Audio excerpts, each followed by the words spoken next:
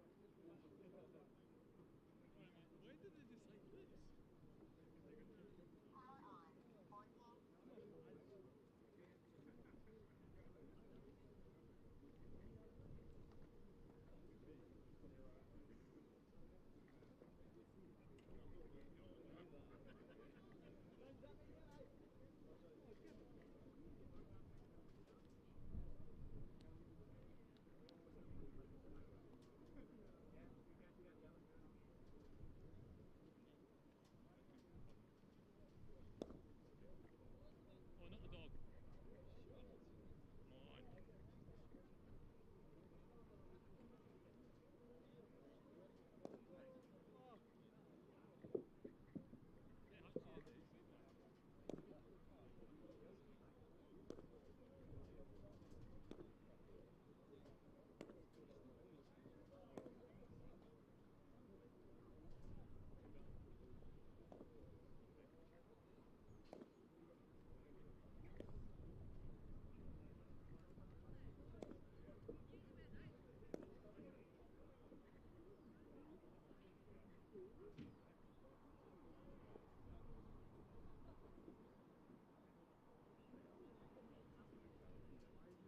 on.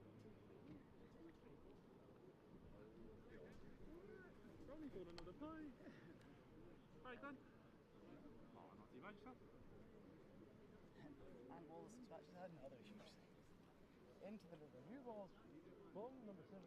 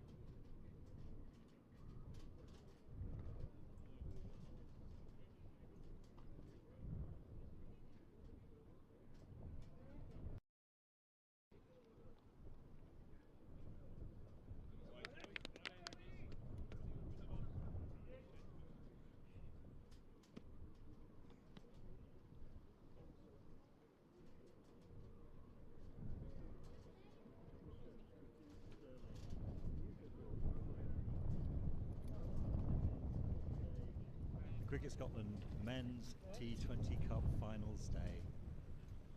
We're down here on the lower field at New William Field for the first of the semi-finals between Forfarshire and Heriots. News from toss is that Forfs have won the toss and decided to bowl first. So as you can see, the Heriots openers just making their way to the middle. Dennis Mackay champion and Matthew Cross. It's a little moment of history here for us too, as we're trialling a little live commentary to go with your frog box pictures. We hope you enjoy it. Adds a little extra dimension to the pictures. Do let us know what you think. Come on now, boys!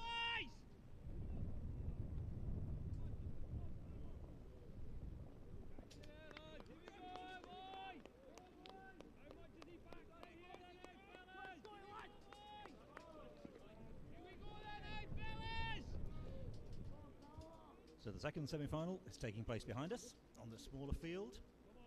Our commentary position here, Gala, Borders champions taking on Fergusley.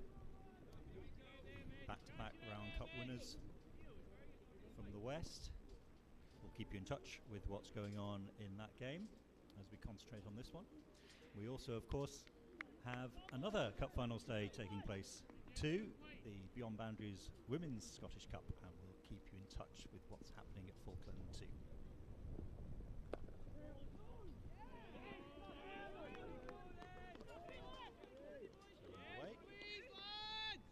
Champion thinking of a quick single there, deciding better of it.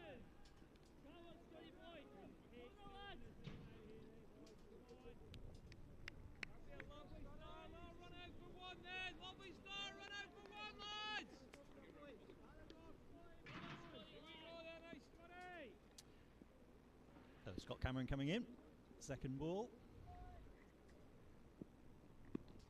Just turned off his legs. Away for a single. Like it was the thigh pad. Indeed it was. Umpire Alex Dowdles calls that a leg bye. And Heriots are underway.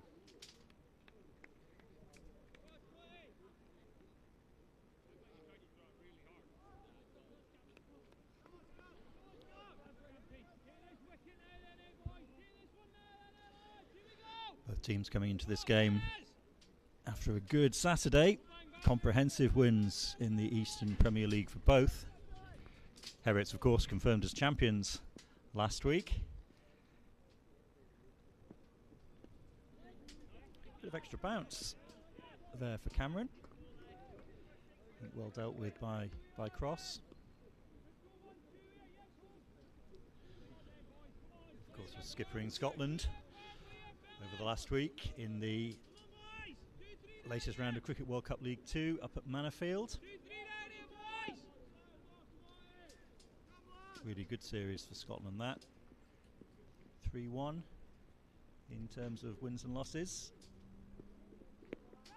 But very much consolidating their place in second place in the table, just 4 points behind Oman now, with plenty of games in hand, so well placed to win that tournament after a really fine performance up at Manorfield.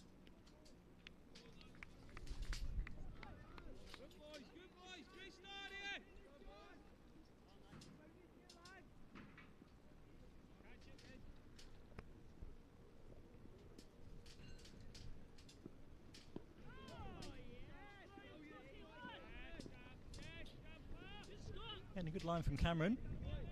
Difficult to get away. That one kept a little lower. Already seen a wee bit of variable bounce so far. A couple of balls ago got a one to lift. And that one looked like it kept just a little lower.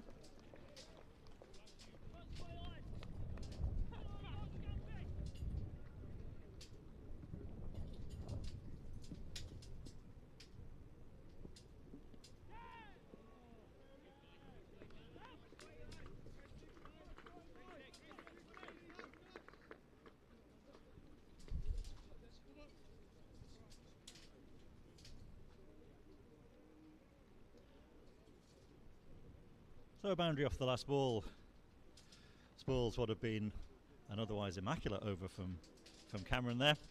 So at the end of the first over, Heriots are on 6 without loss.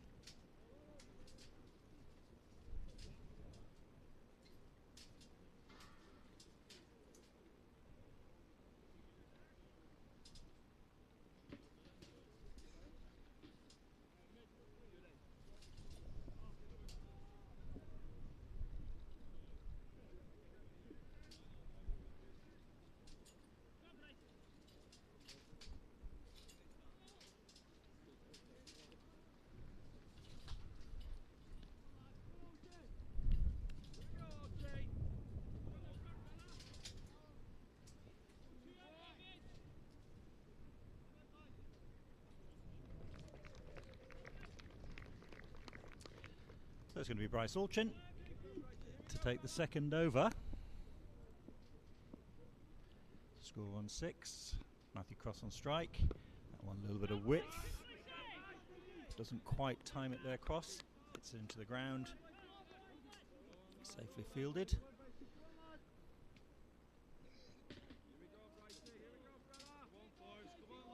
Beautiful day here at Stirling. You can maybe tell the wind is whipping a little around us here in the commentary position.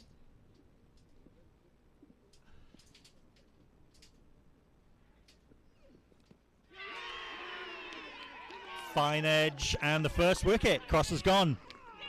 Goes for the big shot. Catch safely taken behind the stumps by Callum Garden. And the breakthrough, crucial breakthrough, big wicket of Matthew Cross. Walks disconsolately back to join his teammates. So just gave him a little bit of width there again. Cross looked to capitalise. Big swing, but just found that outside edge safely pouched by the keeper. So huge breakthrough for Forfarshire now.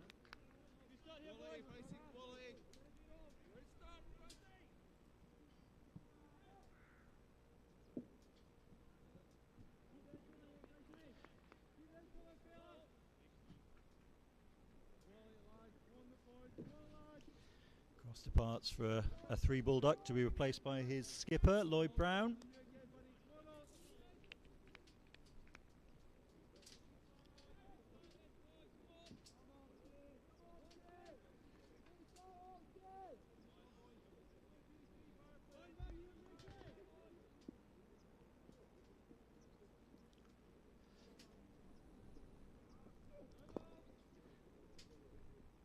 No ball called.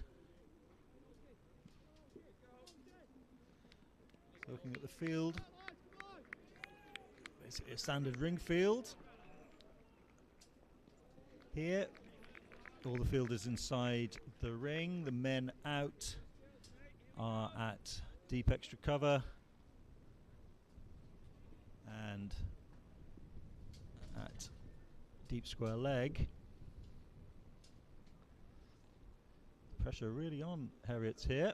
Slower ball, picked up though. Flicked over the top, that's going to go for another boundary. So Brown is away. Latched onto that really nicely. Just clipped it over the ring fielder, and that was 4 all the way.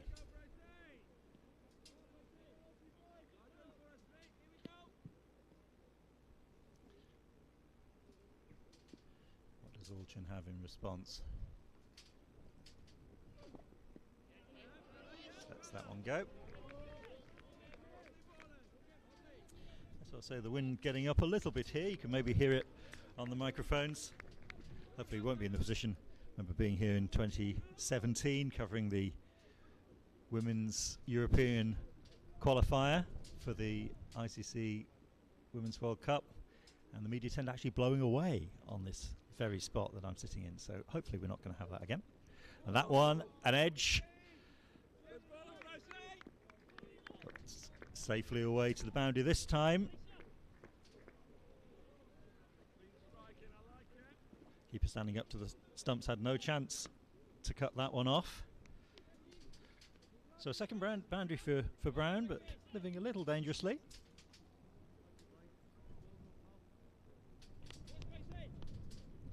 Eventful over this so far.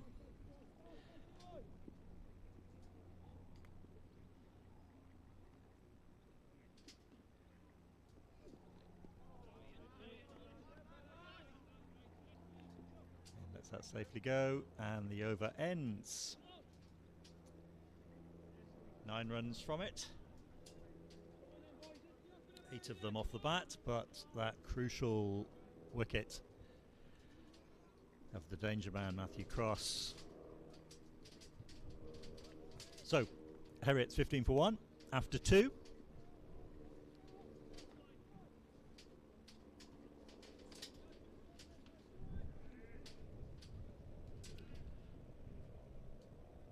Scott Cameron ready to take his second over.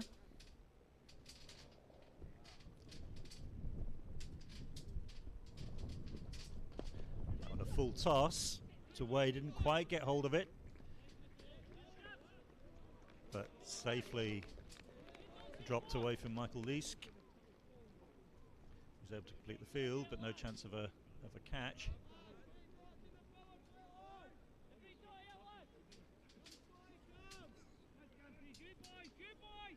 A lot of noise from the Forfarshire field.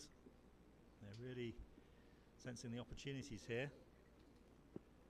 Stam advances down the track, but that's wide, and it's going to be an extra run too.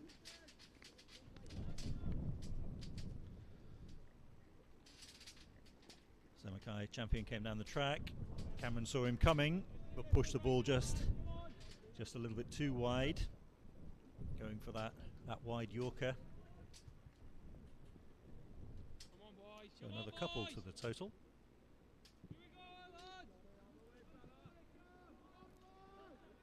Takes it on to 17.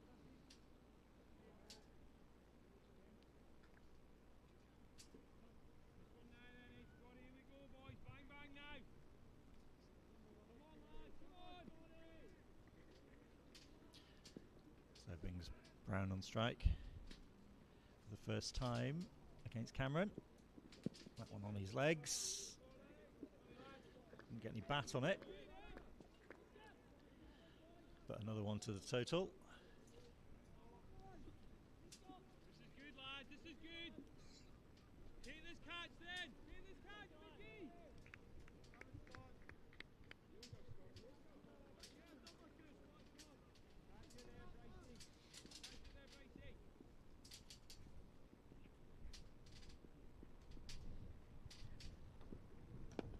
Big shot coming straight towards us here, but straight up in the air.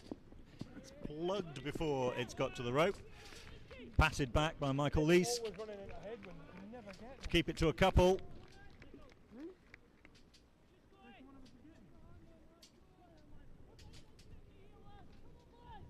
Yeah, good work from Leask there on the boundary. The ball got the height but not the distance.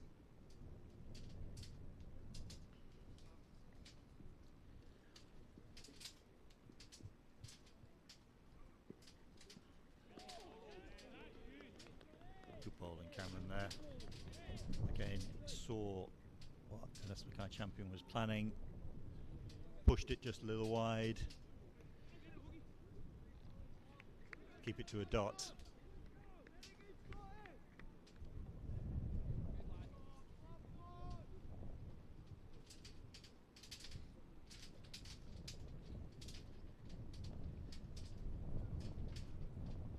Down the track.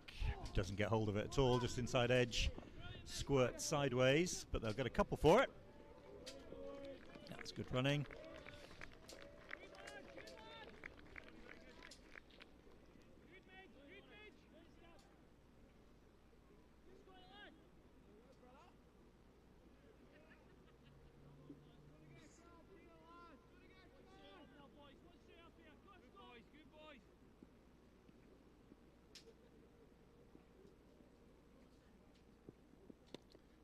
Full toss picked up, and that's punished. That's away.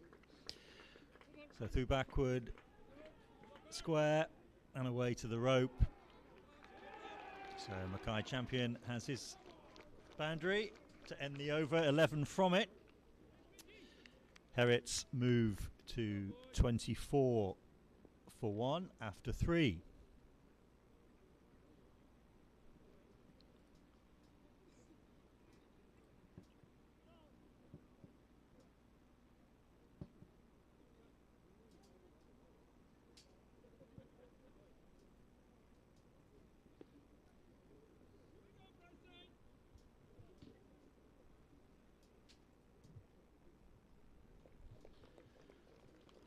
News from behind us. Fergusley batting first against Gala in the 5th over, already at 42 without loss. And there's another wicket. Very similar to the first. Looking to work that away, finding it's the top edge, and Callum Garden doing the rest. Just maybe a little bit of extra bounce there as well.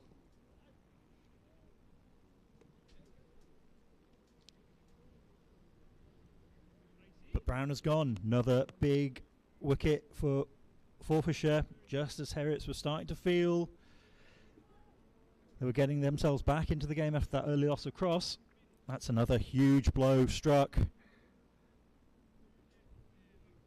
Forfarshire delighted. You could see by the reaction how much that wicket meant.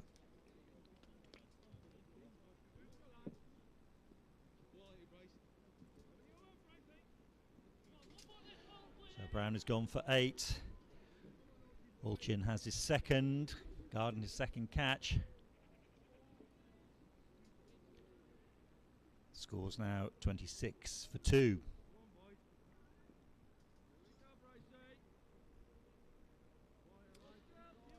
Hayes Vandenberg is the new man.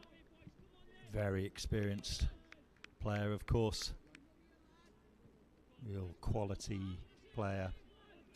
But he's going to need all of that experience just now, as it's Heriots that are under pressure in this first semi-final.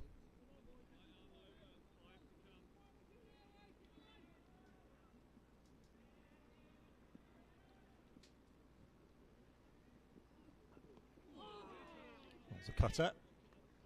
Just looked like he rolled his fingers down the ball there.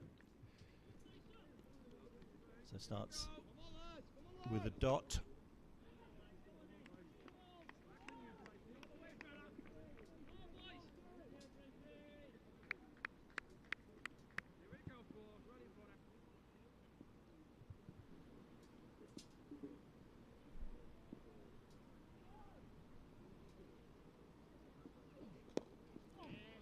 Just push that one away.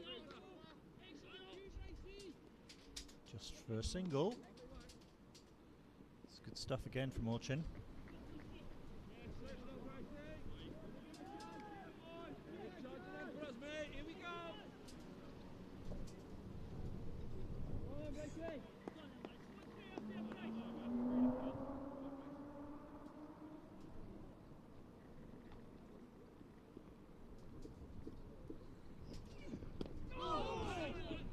Chopped down.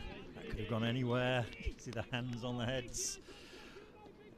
As fortunately for Mackay Champion, it was safe. 2 for 14 yesterday for Bryce Alchin against Carlton. 2 wickets already today. He's enjoying his weekend so far.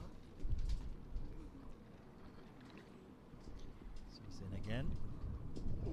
Again, another cutter by the looks of things. Swept away, thought of a second, but it'll just be a single.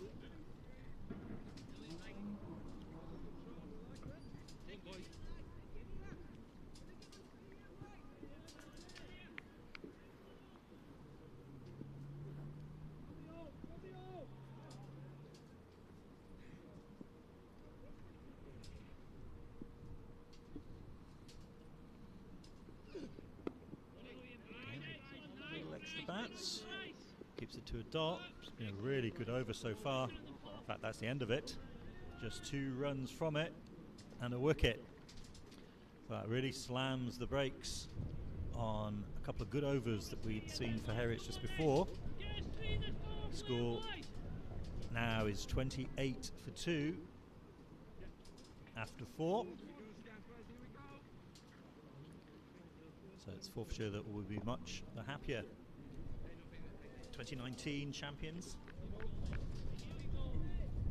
of course. Before that was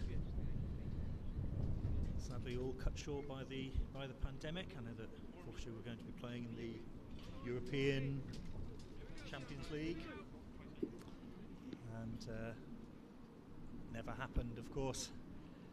Carlton winners last year.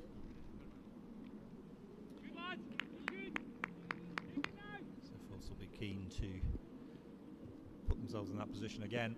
Down the track, that time still nothing doing.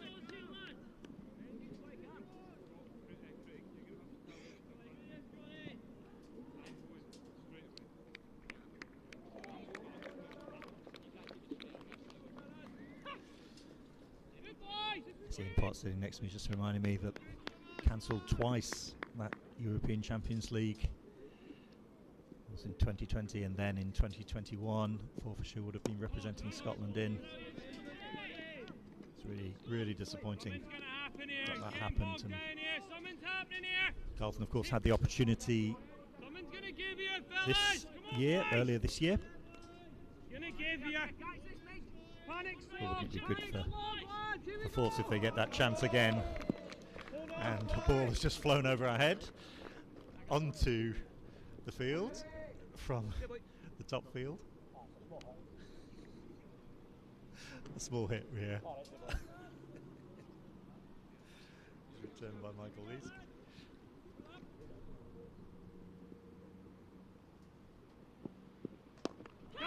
Doesn't get hold of that at all. Just drop short of the fielder. Yeah, just didn't time that. Mackay champion. It fell just a foot or two short of the fielder there.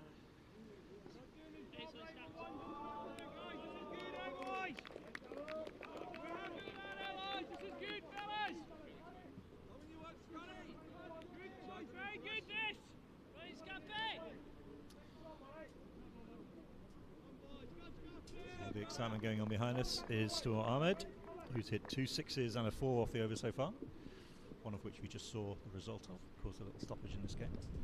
That's nicely turned away. Just be a single. Good running between these for these two. So Fergusley in the 6th over are 59 for 1. David Safford, the man out, for a 14-ball 23. Tamor at the moment on 32 off just 15.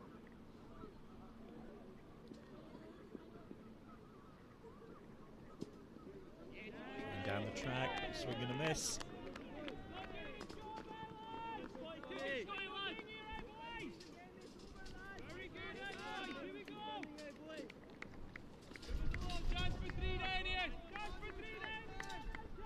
So after just 2 runs off the 4th over from the wicket, and over from Bryce Altchin, only 2 runs have come from this, from Cameron so far. Let's see if he can close it out again.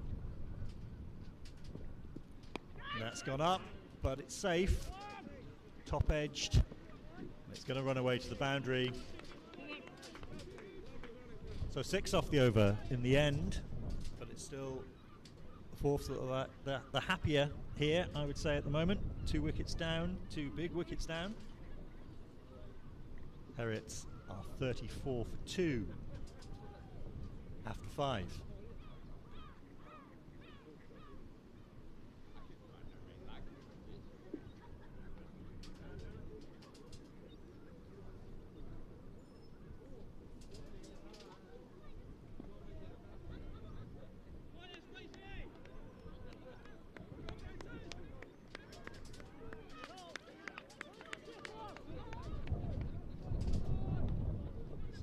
It is going to be Altchin to continue.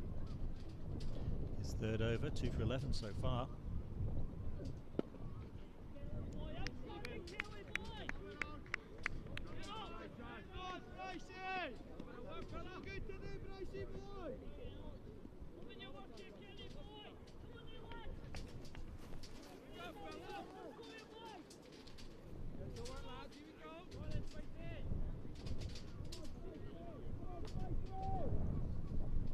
Bowled really well, Bolchin. It's interesting that, just watch that, it's been taken, swung away. But it's only going to be a single. It's interesting that Force have persisted with their opening pair, haven't felt the need to change things up or switch things about. Both will have bowled at least now 3 overs straight, but it's that old adage, I guess, if it ain't broke, don't fix it. It's worked really well so far. They've got those crucial breakthroughs. Here's Olchin looking for another. This time looks to switch hit and gets away, gets the ball away. Sounded a little glovey rather than batty, perhaps, rather than wooden. I don't know if batty's a word, I suppose it is.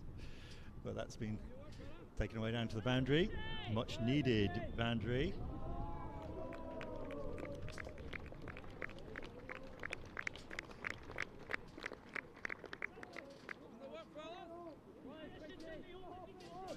The champion continues on his merry way.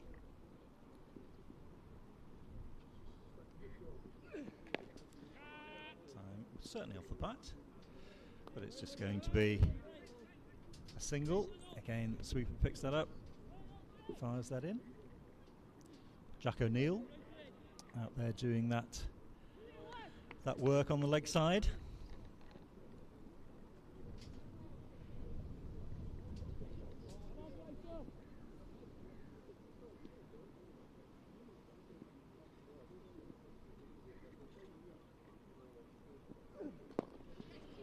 Gets hold of that one. Is that just going to have enough to get to the rope? No, good piece of work. Get that in.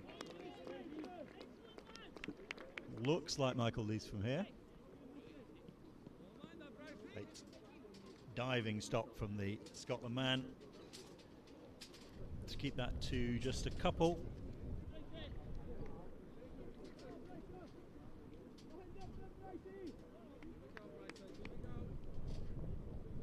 Everyone critical, of course, in T20, but just how important efforts like that, and one a little earlier just in front of us, just how important are they going to be in the wider scheme of things in this game. That one a wee bit of width taken again, that'll be another couple.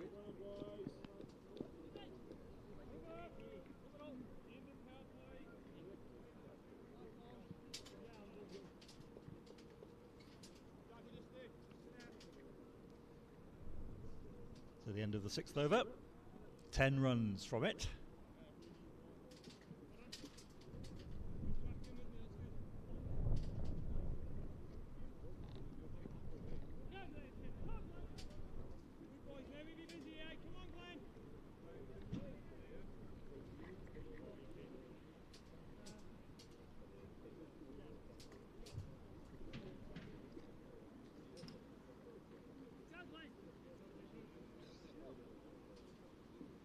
And we're going to see the first bowling change. End of the power play. Glenn Carnegie is the new man.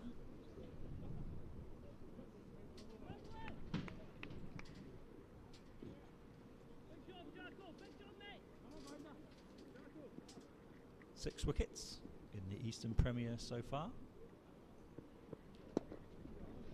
And that first ball is nicely pushed away, just to be a single.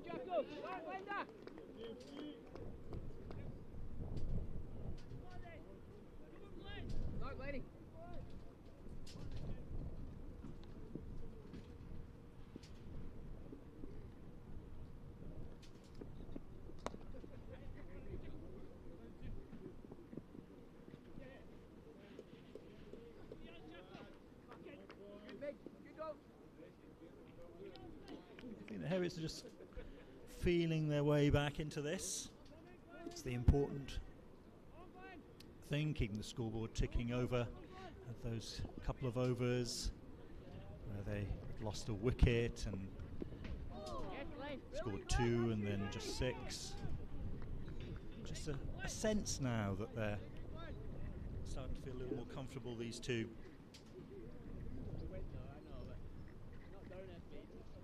Begin to mount a counter-attack of some sort. Well dug out.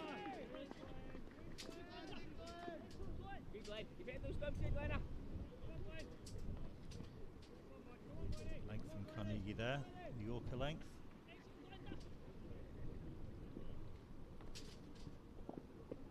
A wee bit fuller, went to full toss, but not fully capitalised on by Hayes van der Berg. It will just be a single.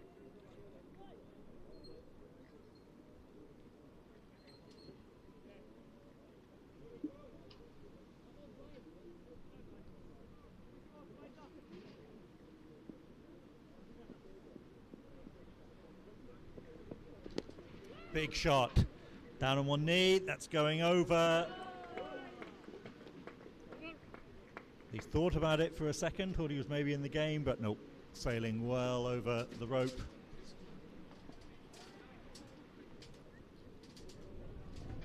So 10 from that over 2. Mackay Champion clears the ropes for the first time in the innings. Takes a score past 50. Heriot's now 53 for 2 after 7 overs. We can see a second bowling change.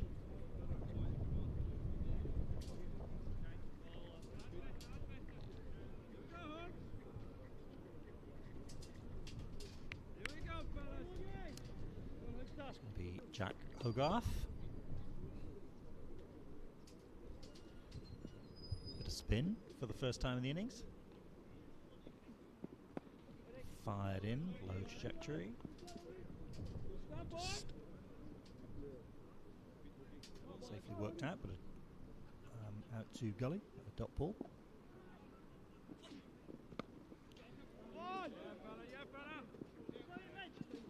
It's a big run round for Leask, but it'll be a couple.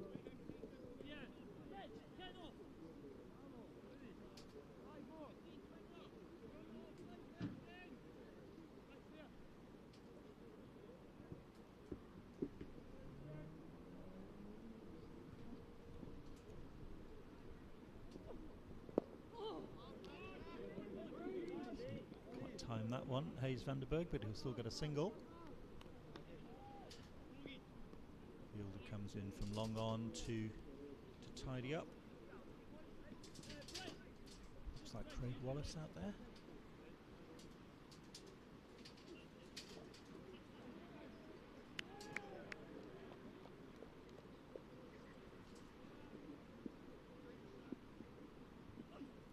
Comes down the track, but again doesn't quite get hold of it. This comes off the inside edge, it will just be another single.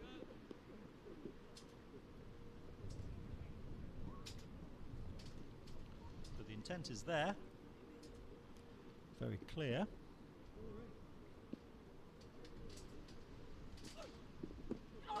Well bowled. Pins van der Berg back in his crease a little bit, but he keeps it out. Beautiful delivery from Hogarth there.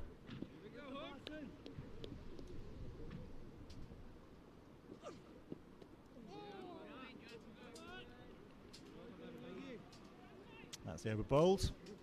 Good over. Good start from the spinner. Just 4 runs from it. Heriot's now 57 for 2.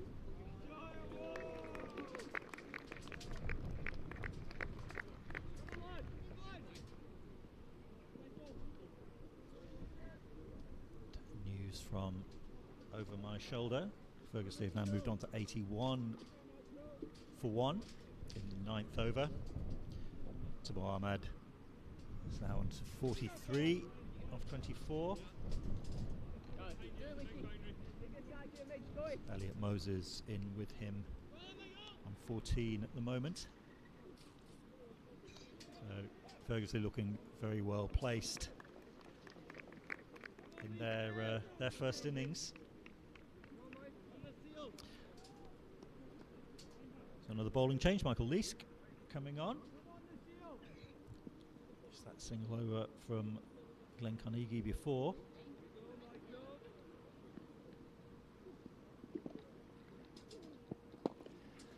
Again taken on first ball, and that's gone straight over the rope and straight towards us. 6 runs.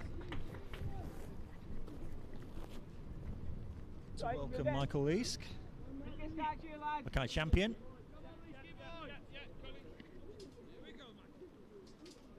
Takes advantage of a little bit of width. Does it again. This time doesn't get under it in the same way, but still going to get 2 for it. Okay, and that's good running from those two.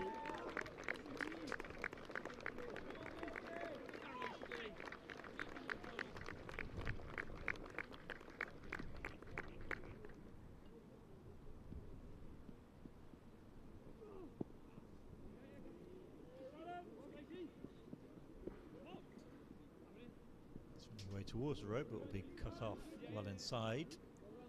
Batters will come back for 3.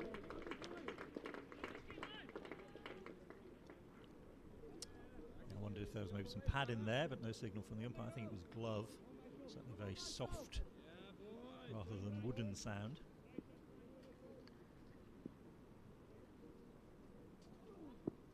Let's begin again. That'll just be an easy single.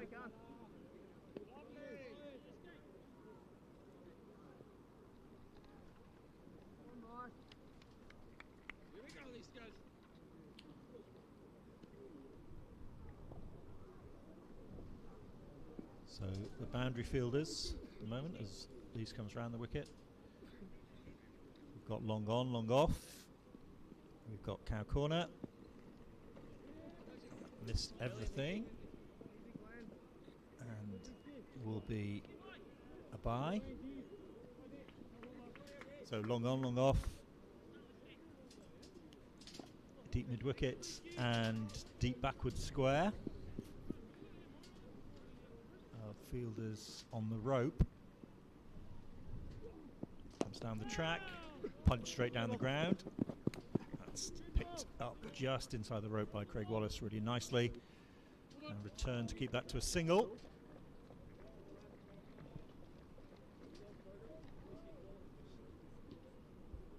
It's a big over for Heriot there. His first over goes for 14. Started off by that Mackay champion 6. So 72 for 2 is the score.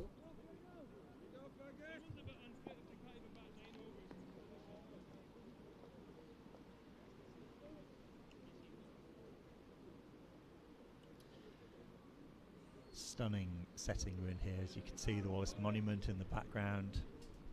Absolutely beautiful. Few better places to watch cricket in Scotland, surely, than Stirling on a day like this.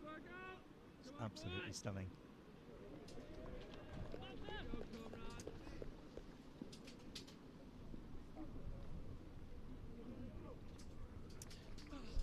So this is Fergus Duncan.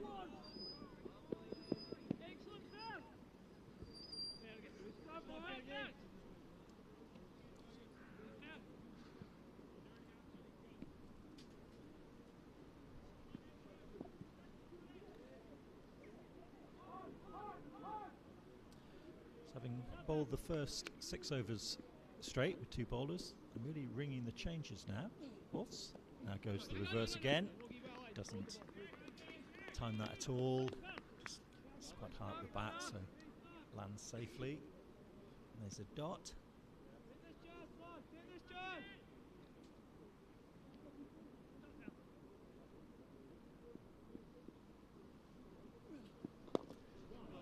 track, nicely played inside out. That's going to be 4, 1 bounce and over the rope, beautifully played.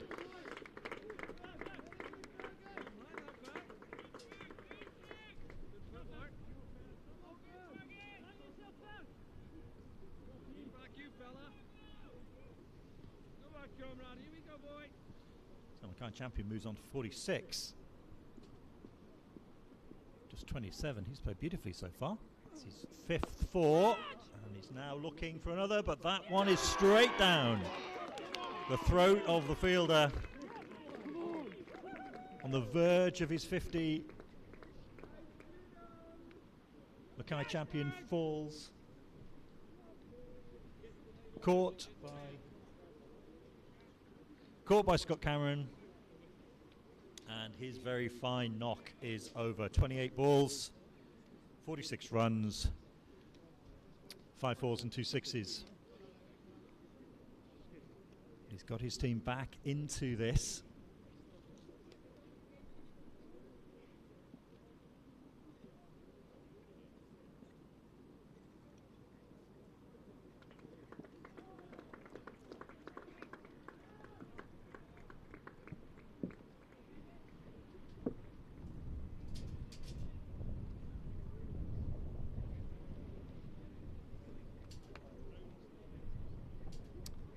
So 77 now for 3 in the 10th.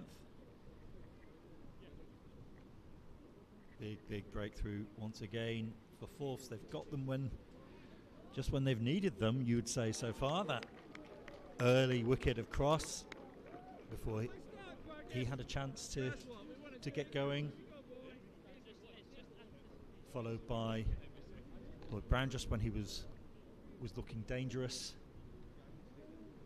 And now Mackay Champion, who is really starting to get going.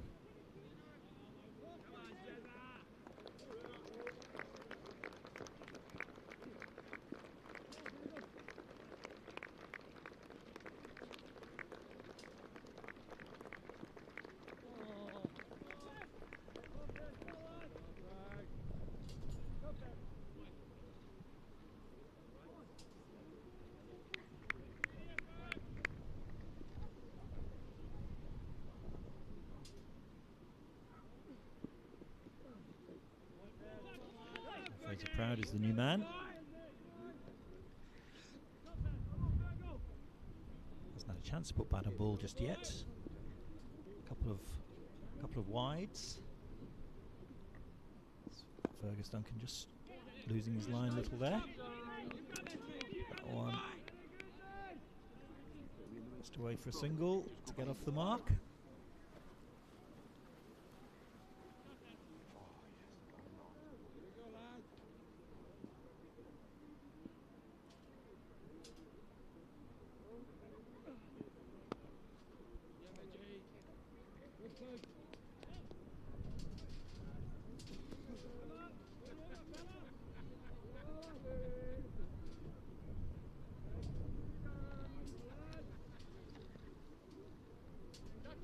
So another over ends.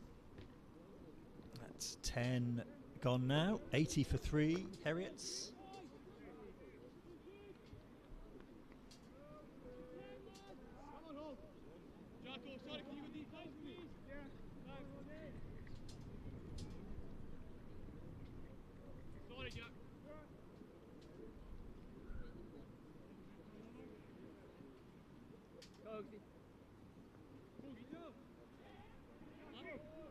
So, change of ends for Jack Hogarth.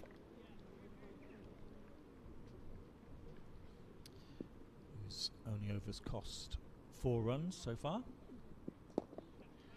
Coming in from this pavilion end.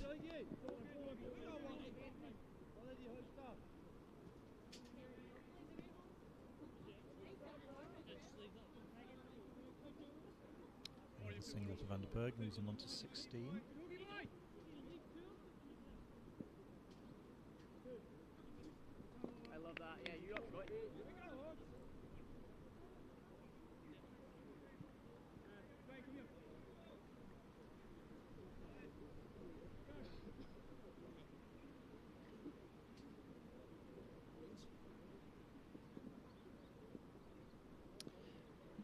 Proud. Looks for the reverse. Gets something on it. She's going to, I think, just run to the rope. Nope, good bit of work on the rope to keep that just inside. Keep that to 3, save a single. Excellent fielding.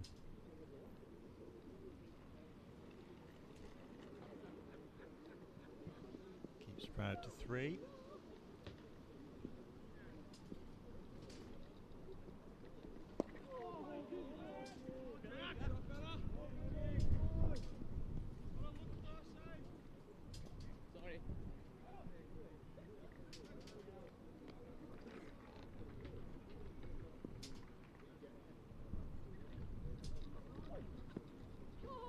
Looks to sweep. This goes fine. It's not going to run to the boundary. It's going to just be a couple.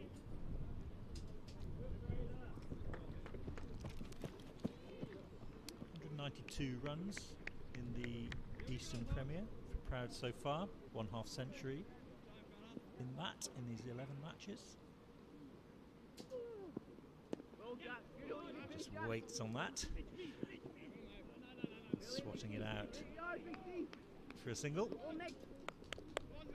Lisk again doing the work. Sort of man that's everywhere in the field, Michael Lisk.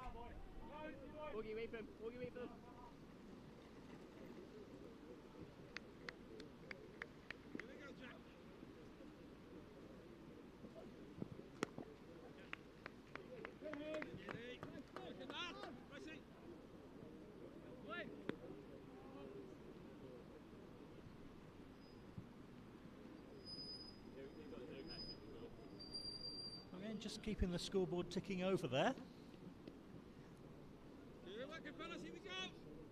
9 runs coming off that 11th over. Score moves on to 90 for 3. Here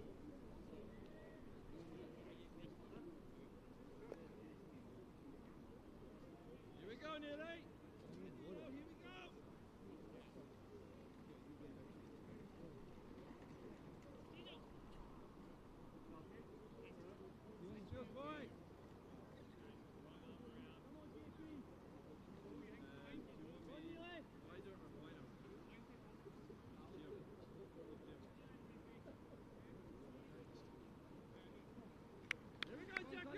So Jack O'Neill is coming on now for this 12th over. Someday he had yesterday 5 for 19 against Carlton in that 147 run win that Force recorded. Really impressive stuff. But that first ball hit straight back over his head. Just be a single. Thought about a second. There's Michael Lisk once again, does the fielding.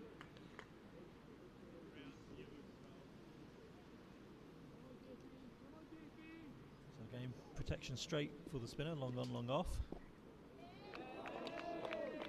And also square. That one just chipped for a single.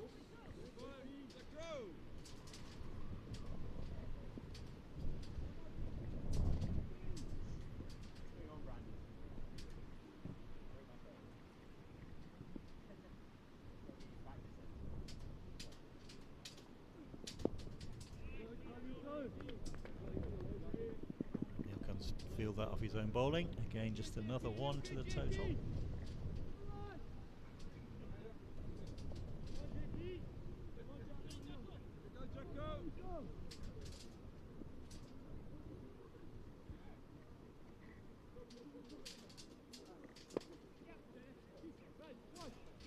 Down the trap, but that's gone square. Taking on the second, yep, which they'll make comfortably in the end.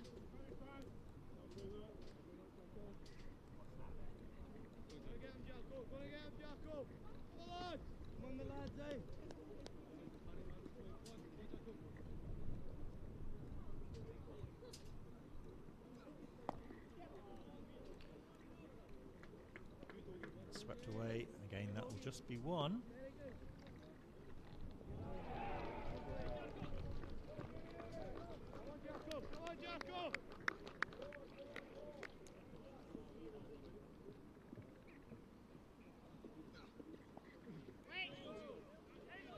dot to finish. So that's 6 off the over. Tidy start from O'Neill. Score has moved on to 96 for 3 after 12. Same stage just behind us. Just started the 13th over. Ferguson are 118 for 3. Timor Ahmad eventually fell for 55 off 31. 5 sixes, 5 fours, I beg your pardon, and 3 sixes in that.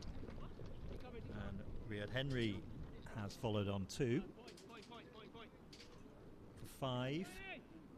Elliot Moses is still there, 33 not out. He's really starting to put the foot down. After a slowish start, he's now 33 off 22.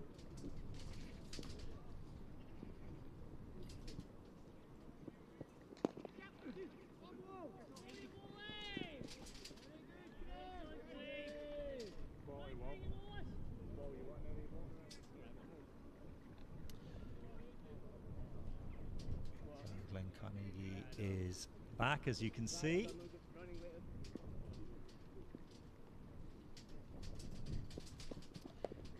He's 1 over, cost 10. He bowled so far.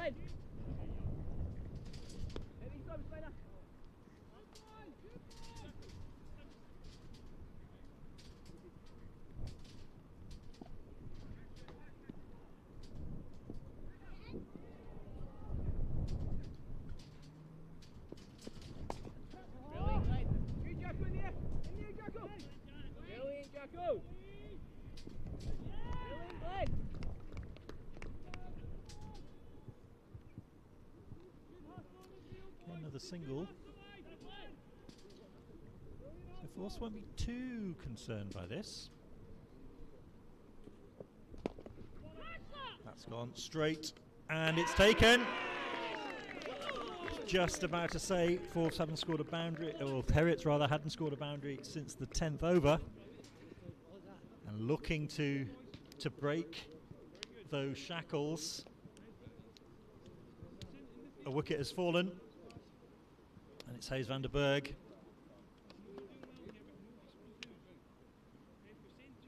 Caught by Craig Wallace. To leave the score now at 99 for 4.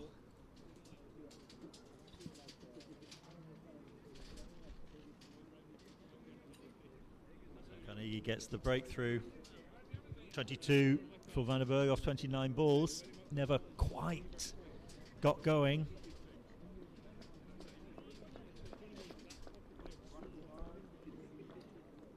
Now with 2 relatively new batters at the crease.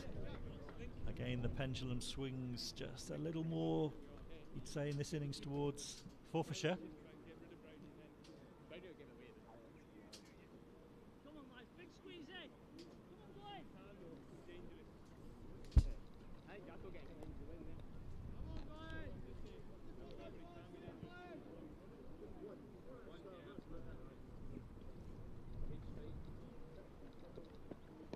That's Ryan Brown, who's the new man.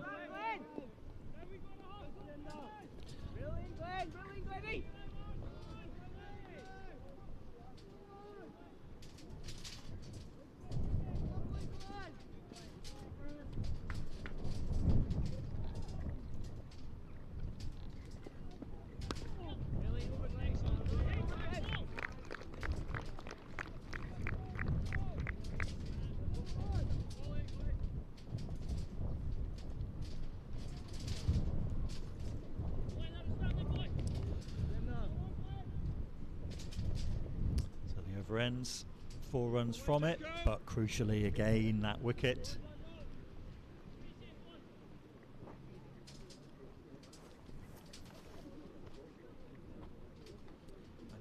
For 4. Pardon, 100 for 4. 100 up. Scored guys a little behind.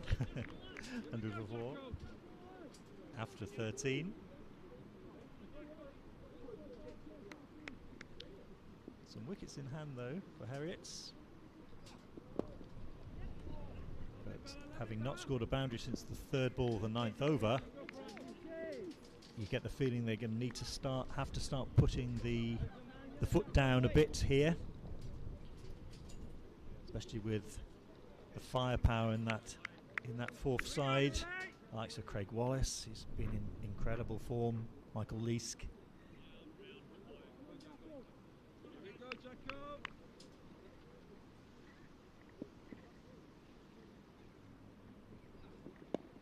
It's just flicked up in the air, but it's going to land safe. No man's land between the bowler and the fielder, who are both converging on it. Just be another single.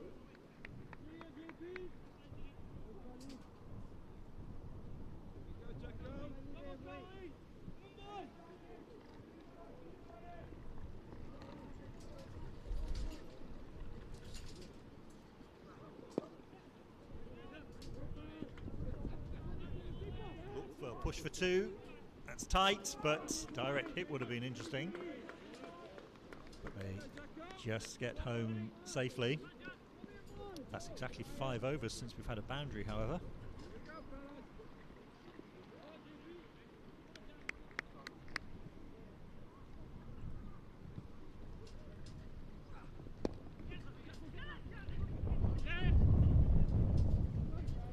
Another couple.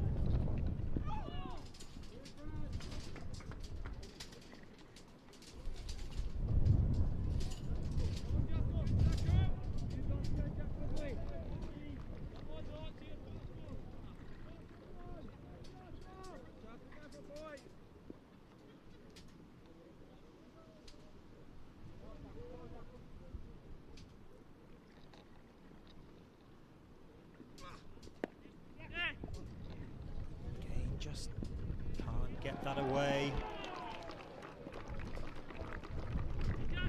Just a single.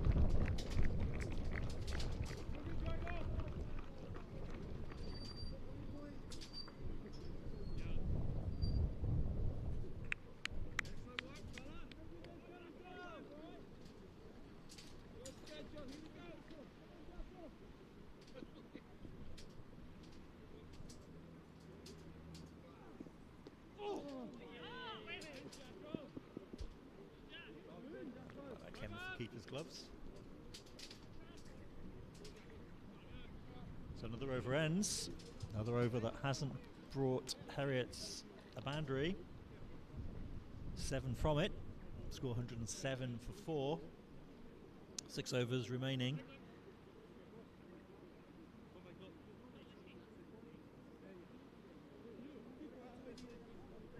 Michael Leask is removing his cap again. He's going to take the next one. 13 off his first over.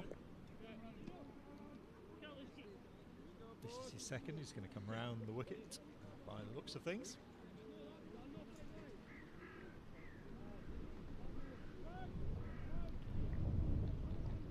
He's a proud on strike.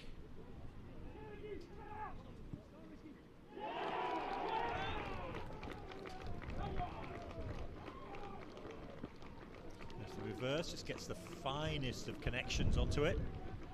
It's going to race away, but not to the rope.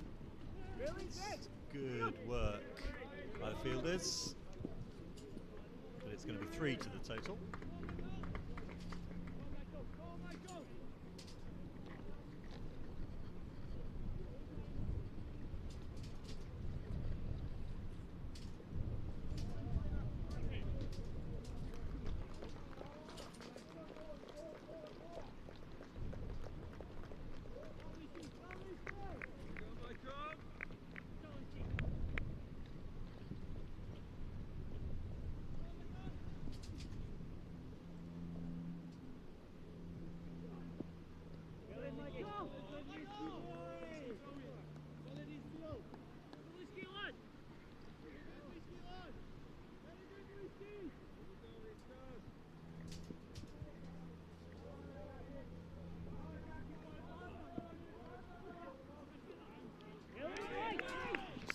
Around the corner, but it's just, again, there's a fielder there.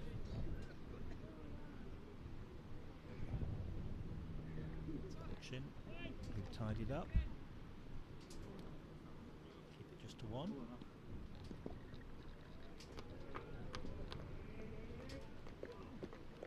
Looking for the reverse, but somehow that ended up on the opposite side. It's another dot. They just can't get away, Heriot, at all. Down the track. But again, there's a man there. That's just going to be, again, another single.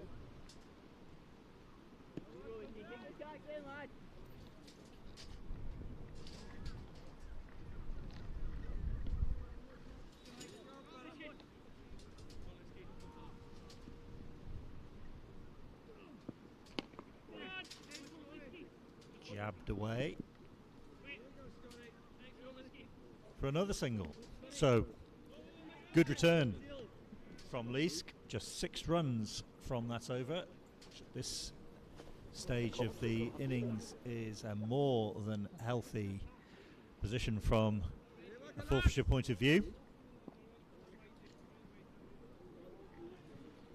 Just 5 overs to go now in the innings.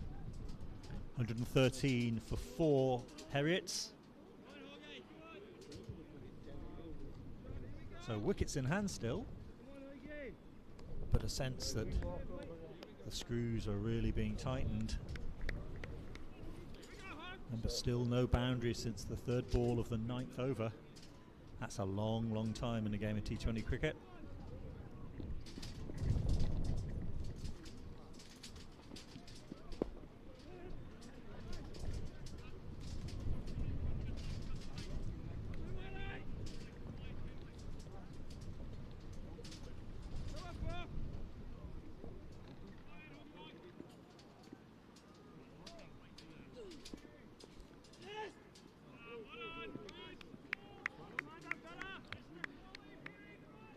Wait on that reverse sweep, but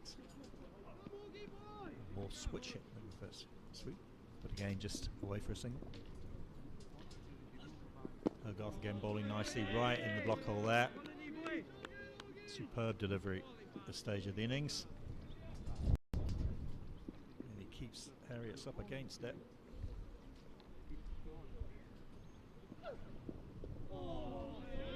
And another dot.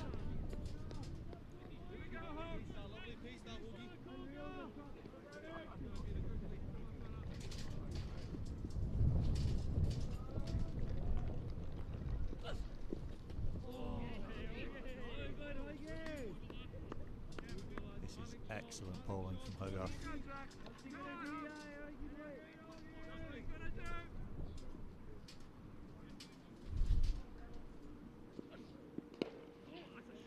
It's bad on that one, but again, it's going to just be the one.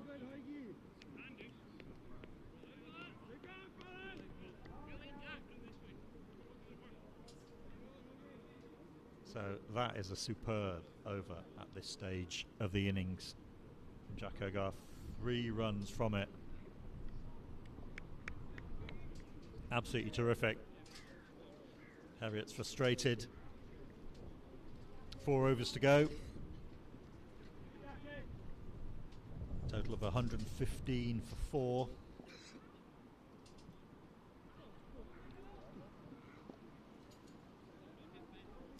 $116 for 4. Again, I beg your pardon.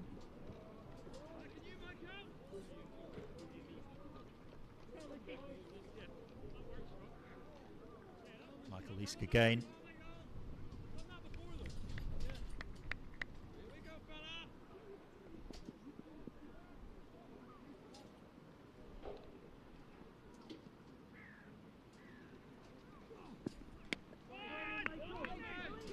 Heaved away. Again, just the one.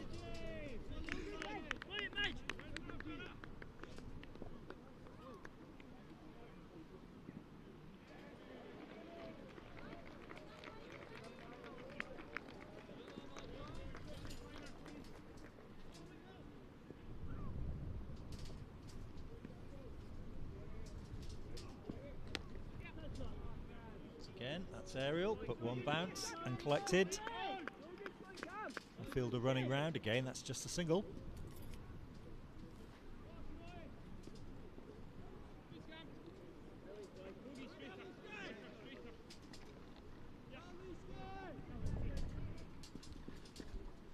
Brown back on strike.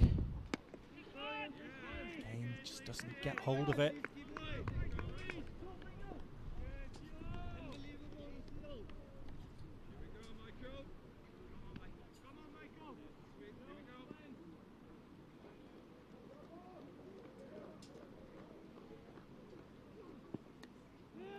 Finest of fine edges.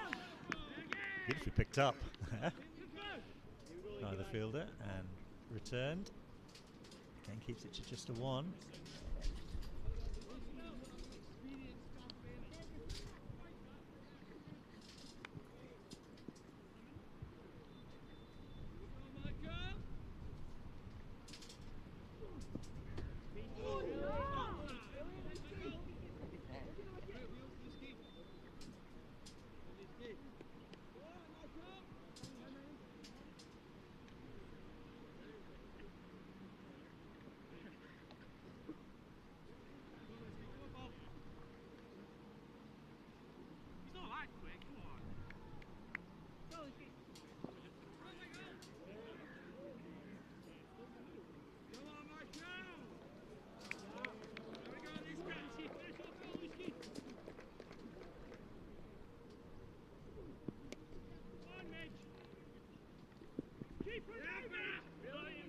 Again, it's just going to be 1. Thought about a second, but it was never there. Another good over from Leask, 5 from it. The score moves on to 121 for 4.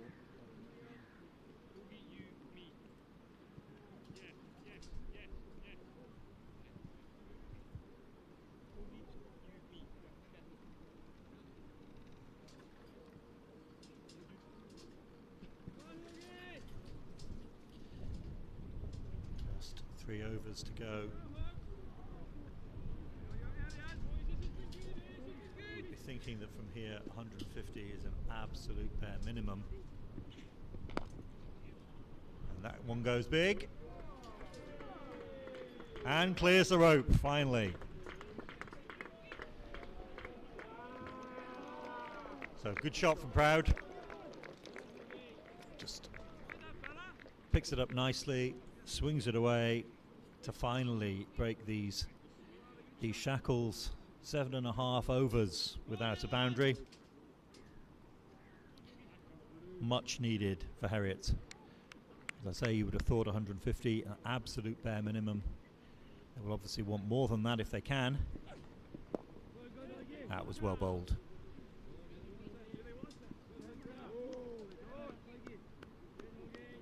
Brown just digs that one out for a single.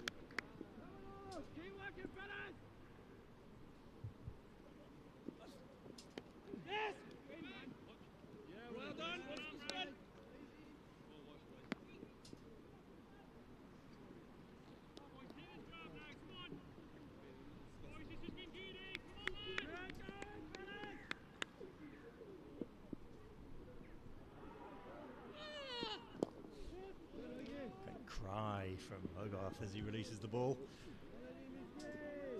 Again, that's going to just be kept to a single.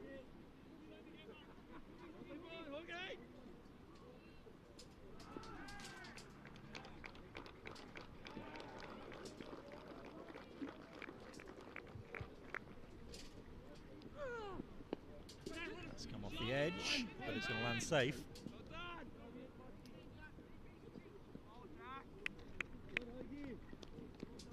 Short of Fraser Ross, who did the fielding there.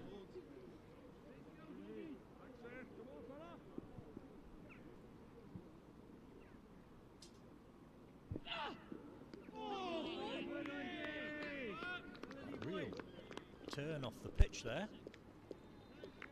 Turn and bounce. I haven't seen too much of that so far. I've seen a bit of bounce, but not a lot of evidence of turn. But that one seemed to move pretty sharply after pitching. took the batter by surprise. So a dot to end the over, 10 from it, thanks to that 6 at the beginning.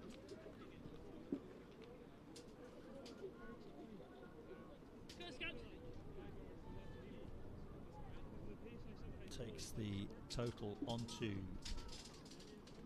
131 for 4. 2 overs to go.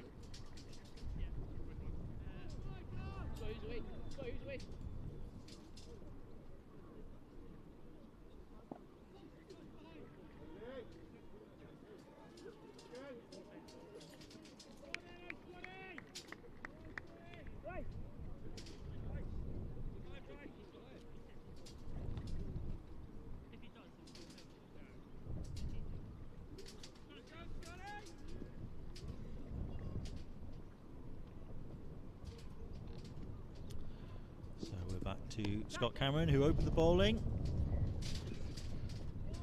0 for 19 from his 3. He bowled straight from the pavilion end at the start of the game.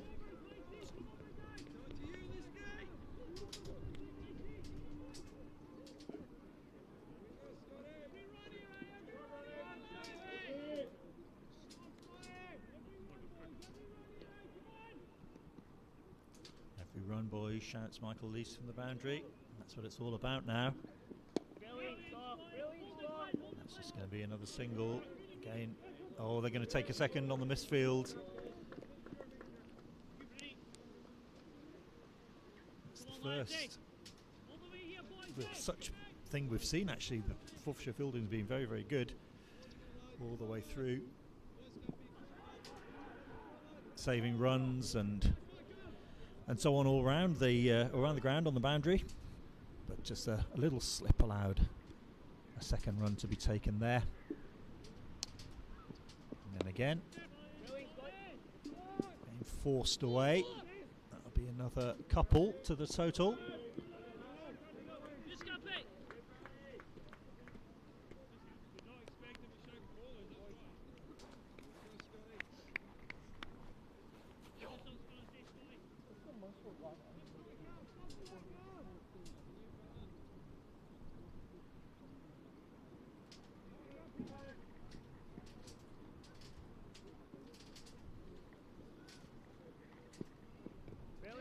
Goes for the scoop, but too wide for that. Just be a single. It's been a good over so far. This stage for Forfs, just 6 runs from the first 4 deliveries. A couple of singles, a couple of twos.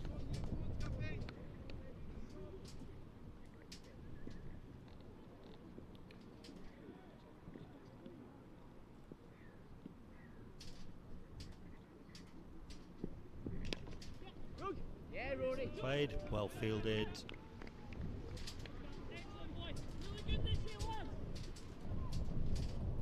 Again, another one. Take throws the crowd on to 31. 25 deliveries. No boundaries in that yet, though. All come in 1s and 2s, not 3. That's edged, and it's just over the head of the fielder. That's going to race away to the rope. A very welcome boundary for Heriot there. Thanks to Ryan Brown.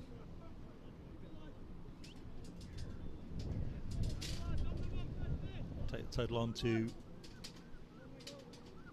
142. 4 as we go into the last over.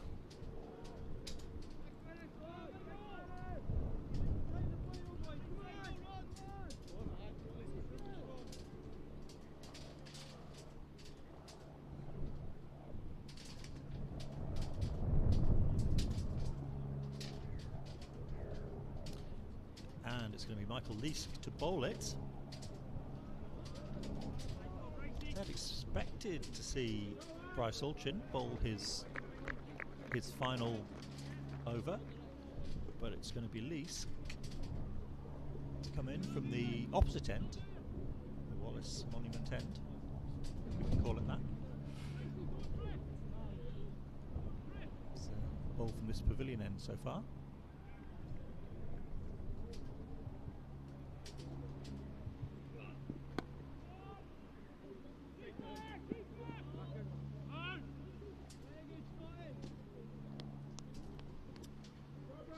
Single to Fraser Proud off the first.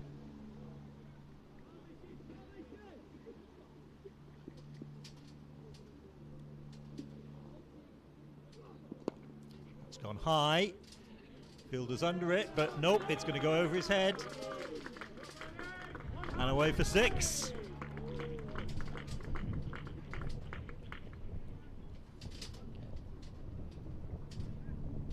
Crucial runs these now for Heriot at this stage of the game. Ryan Brown has come in, he's playing a good hand here at the back end of the innings. That's his second 6.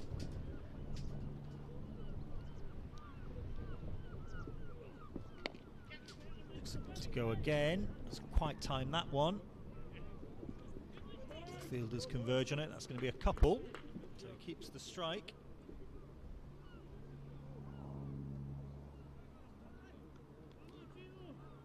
Overtakes his partner in the process.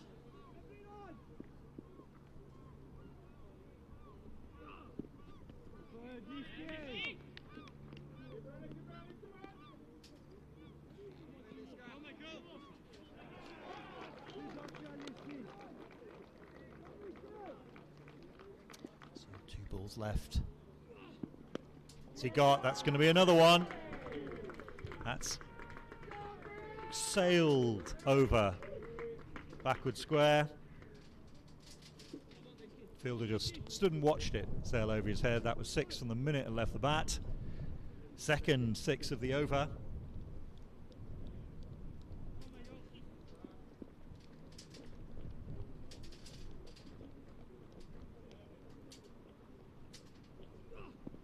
And goes for another. That's up.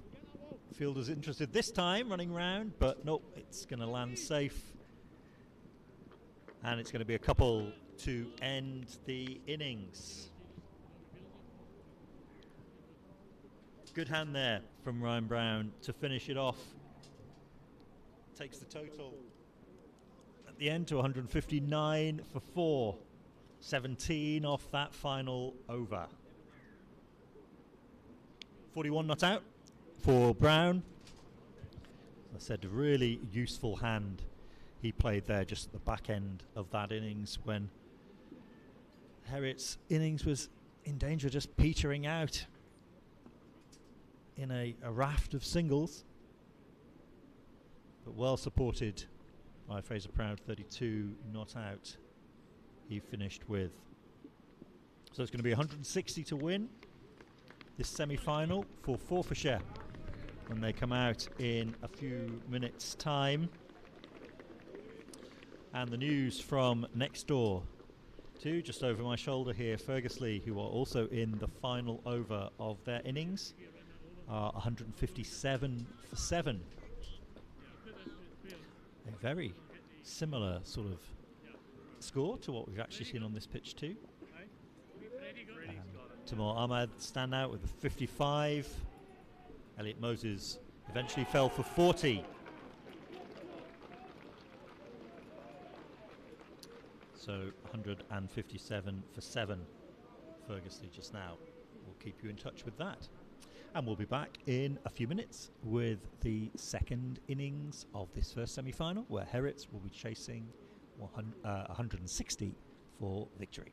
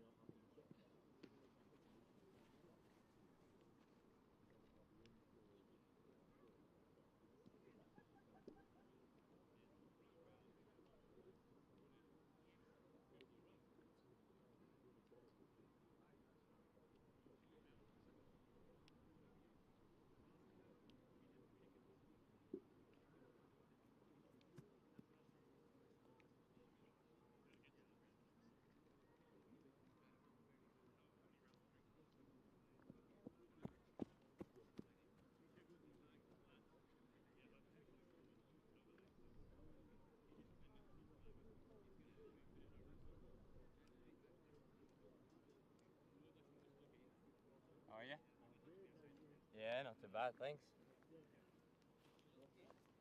Yeah.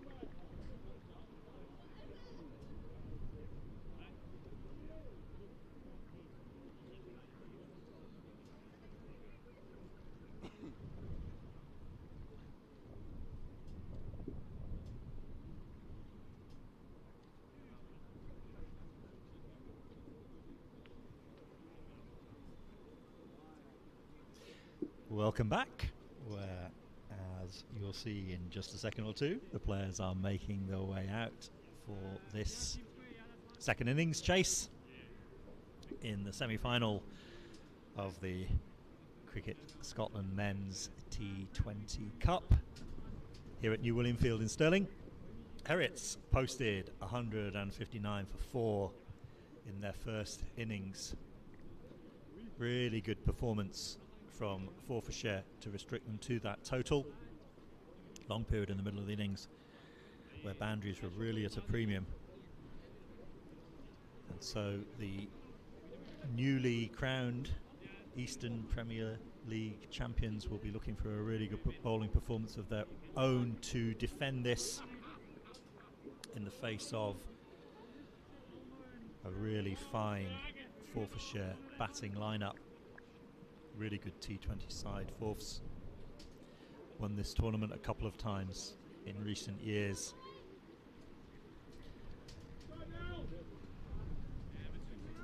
So they'll be getting underway in just a moment. I can tell you in the other semi-final at the innings break, Fergusley reached 162 for 8 in their match against Scala. It's taking place just over my shoulder here, the commentary position at Stirling. But we're ready to get going again.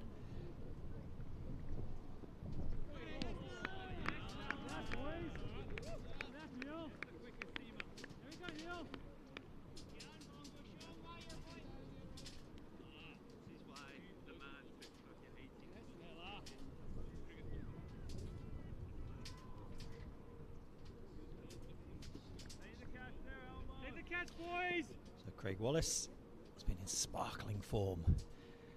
He's facing Neil Alexander, and Wallace immediately shows exactly the form he's been in. After having a little look at Alexander's first ball, swats the second over long on for 6. Absolutely extraordinary season for Craig Wallace, who passed 1,000 runs for Forfarshire for the season a few weeks ago now. Back in the Scotland ranks again. Cricket World Cup League 2. He just walks across his crease a little, make a bit of room, anticipating the ball going to leg side, but Alexander saw him coming. So it's been a sparkling start to this innings.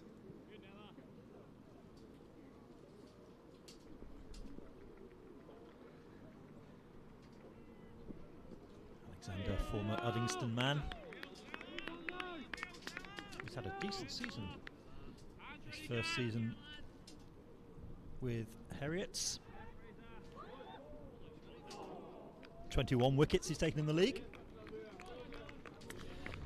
Average of 14.29. With a 5-wicket haul amongst that lot too. So, fine bowler. And this time Wallace, though, is walking almost as soon as he hits it. Huge, huge breakthrough for Alexander. Wallace is never going to die wondering, but knew straight away that he hadn't got hold of that at all. Top edge. And it was presented the simplest of catches in the end. Massive moment for Heriot at the start of this innings.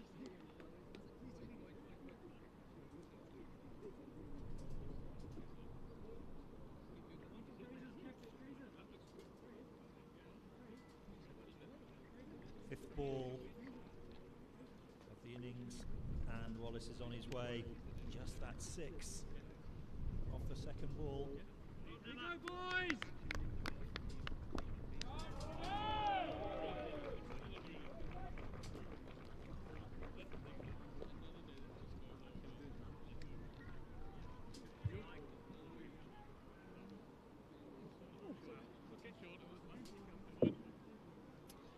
Caught by Ryan Brown. So Alexander has the breakthrough.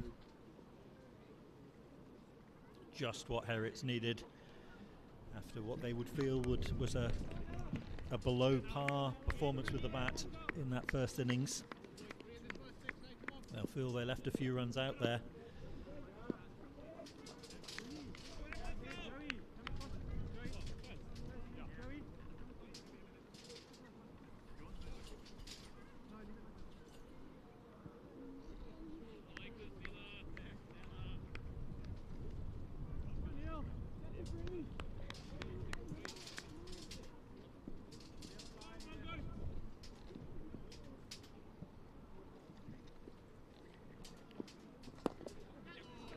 Swung away.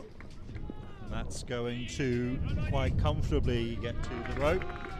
Long boundary over Cow Corner.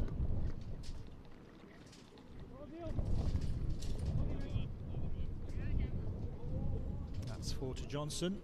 Batter's crossed, and that ball was in the air from Wallace. So an eventful first over, 10 from it, but that big wicket of Craig Wallace. Michael Leask is the new man. Another player who's been in sparkling form for Scotland as well as Forfarshire. That's really come of age in a Scotland shirt, you have to say. Recently, some absolutely magnificent match-winning innings he's played. That superb knock against New Zealand in the ODI at the Grange too, just recently. Shows just what a destructive player he is, but a player that can really go through the gears when he needs to as well, as we've also seen in his various innings in Cricket World Cup League 2.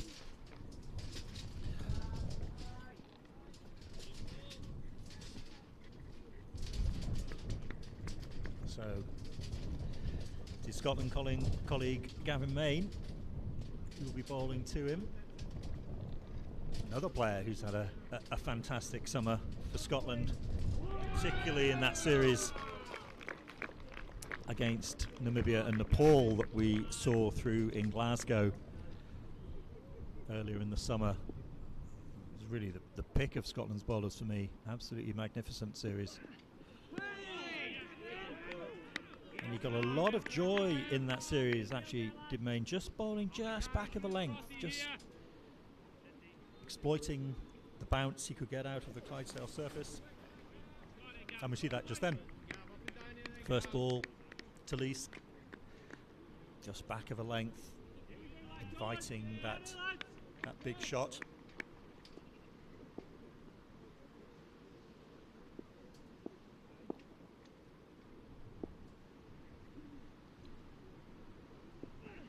A little fuller.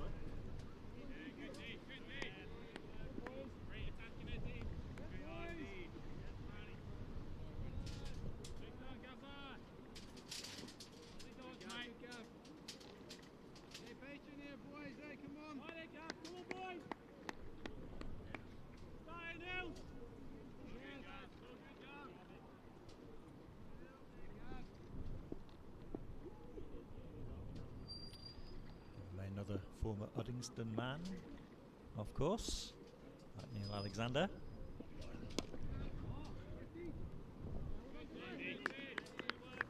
And Leask is away.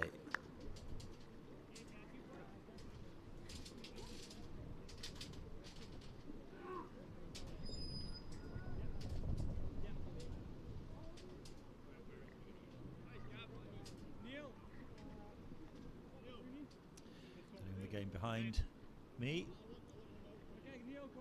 Gala chasing 163 to win the other semi-final. 11 for 1. Timur Ahmed has already made a breakthrough.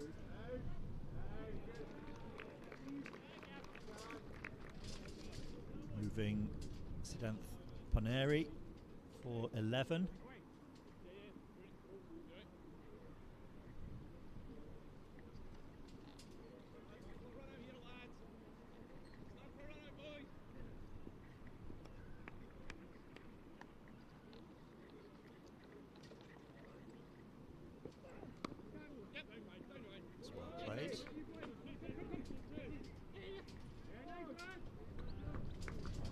Just up on his toes, just to work that down, just riding the bounce, down for a couple,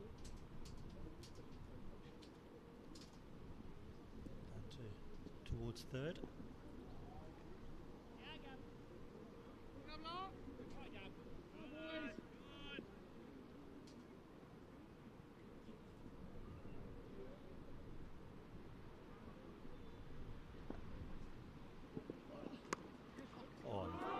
Beautifully played, just leans back and leans into that shot.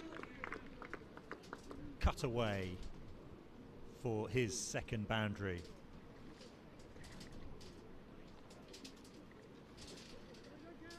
Fair raced away there from Johnson. As soon as he made the connection, that was 4 all the way. No chance of cutting that off.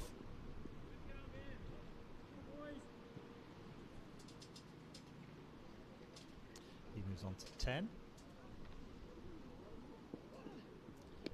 that one a little too wide. Again, going back of a length was Main, but line just a little bit too wide that time.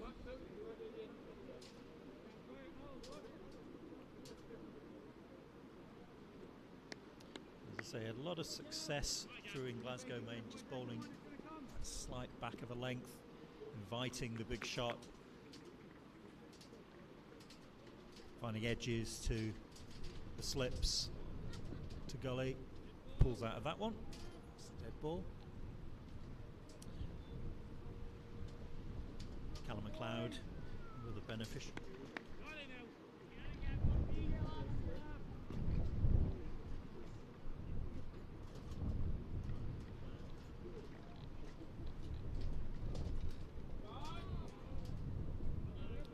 With the batters as well.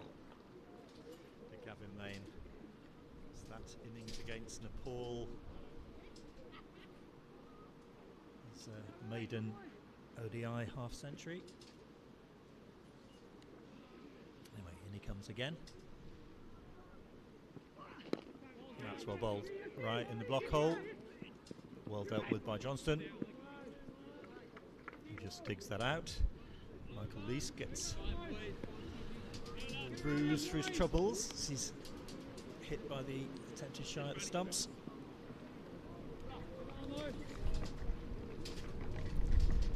He holds his hand up in apology, but Leask will be okay.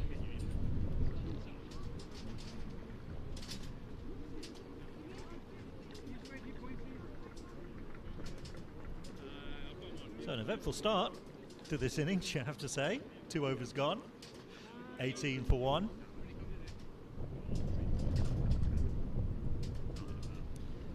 $160 the target.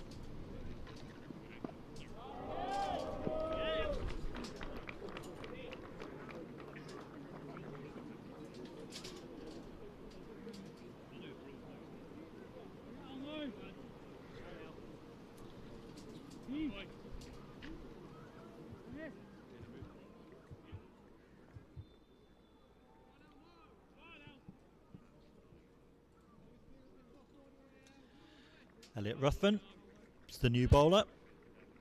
Rory Johnston on strike.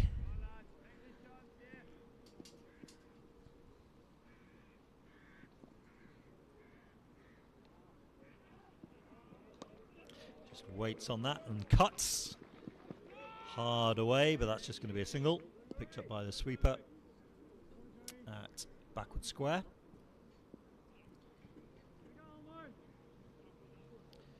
That's the total on to 20.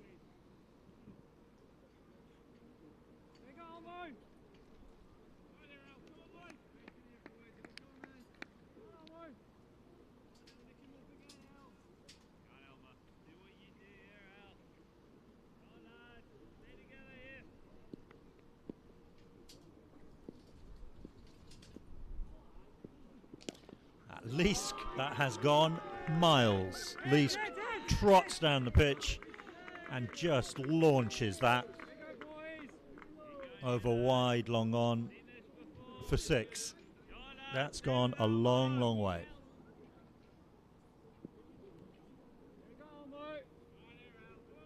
That's what Michael Leask can do. That's what he brings.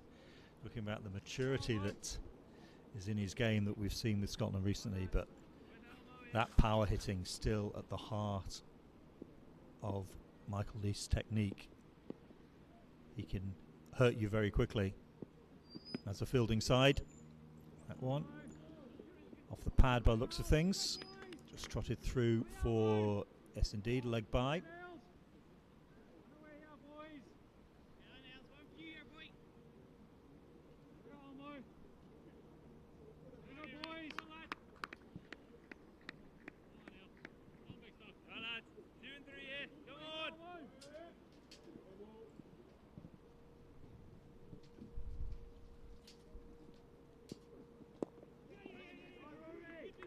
Pitched up.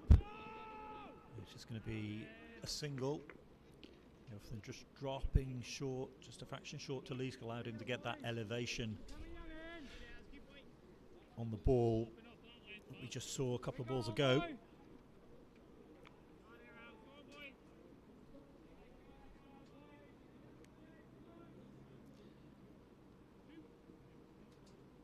It's interesting watching how New Zealand bowled at Michael Leask, particularly in the T20s that we saw recently. That one a little short again, and a half chance, you have to say. That would go down as a drop, but that's a really fine effort. Running to his right there, fielder, as it slaps into the palm of his hand.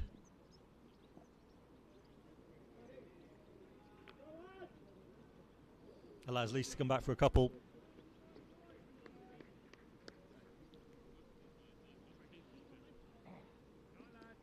Harsh to call that a real chance, a half chance, I would say. He made a lot of ground to make up the to get to the ball. The fielder just slapped into his hand. That's top edge, but it's safe.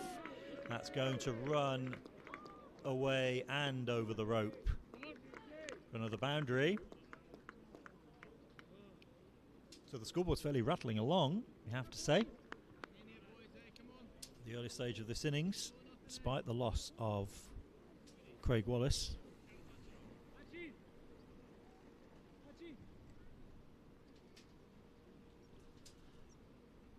$36 for 1 now after 3. As I was saying, as New Zealand bowled some, or their tactics against Michael Leask were very clear in that they bowled a very wide line to him. Leask, of course, a player that likes to hit down the ground. He likes to hit straight. He can get under the ball.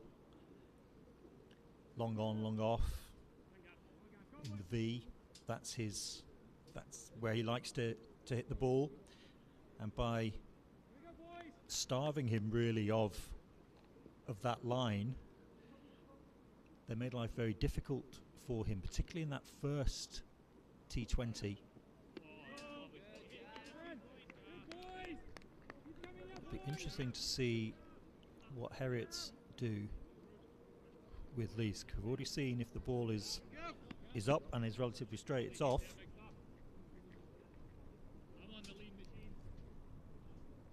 So you get the feeling they'll need to ask questions of him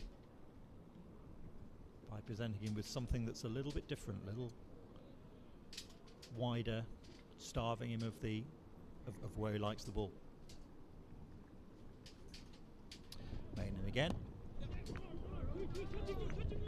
Sliced away, and it's going to be another 4.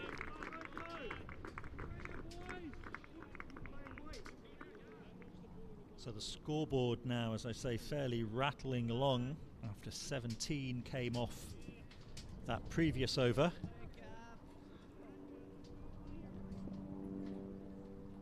Thanks to that 6 and 2 fours from Michael Leask.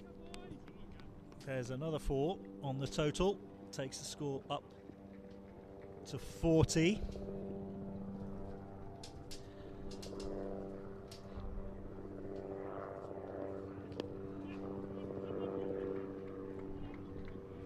Again, good aggressive running there. Seen from Johnson.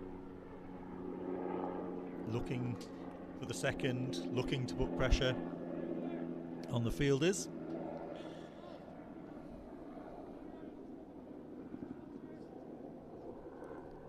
The Forfs just want to impose themselves here in this chase and to get it done quickly. From their perspective, gather a bit of momentum to take into the final if they can.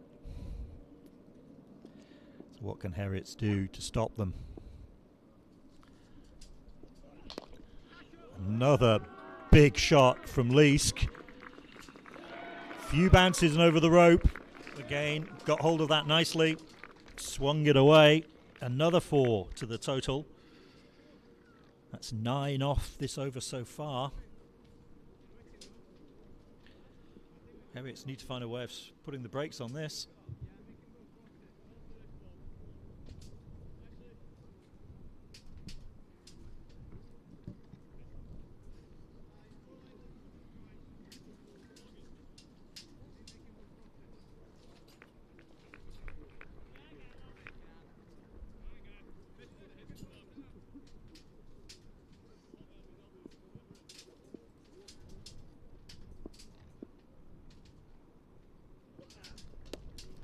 And that's too wide.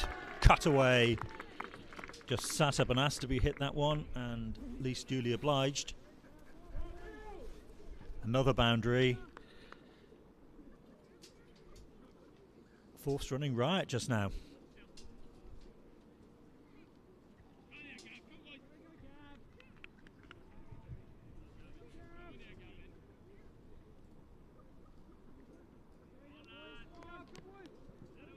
As our Fergusley just behind me here. Gala now 2 down, 27 on the board.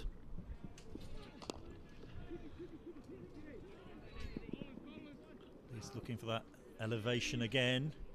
That was a bit more on the toe end of the bat. Didn't quite happen, but still be a single. So 14 come from that over. 50 up for Forfarshire now after 4 overs. Racing towards this target of 160.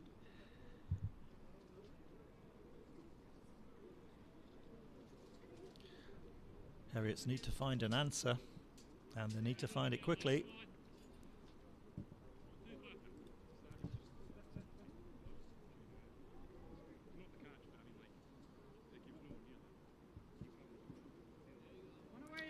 It's going to be Ruthven to continue.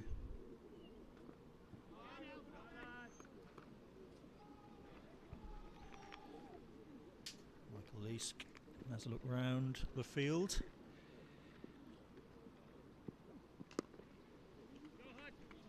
that off his hip for a single.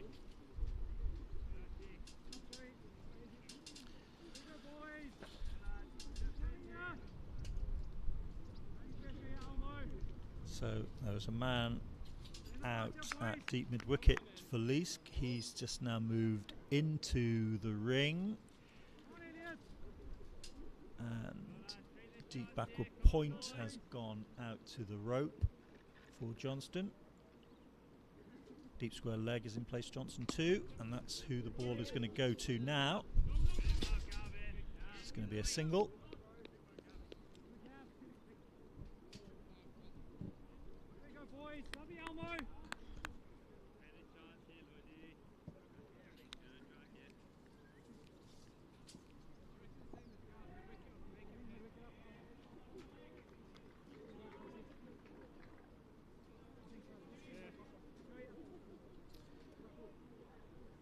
So again, a little adjustment to the field for Leask.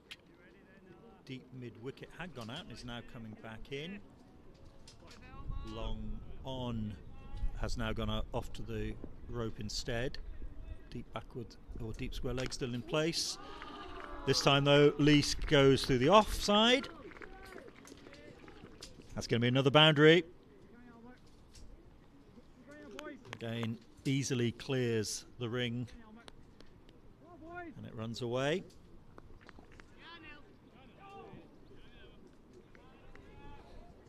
So Leask in no time has moved on to 29.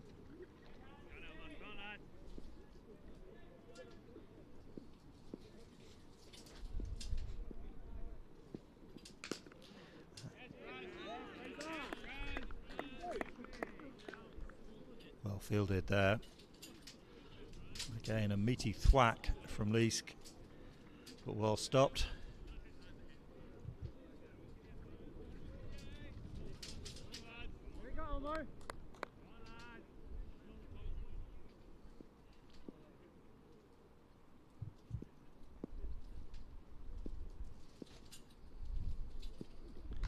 Short, but at least as well as he pulls that away just to keep the ball down, hits it into the ground, so there's no danger of top edging it. Rehearses the shot a couple of times now at the non-striker's end.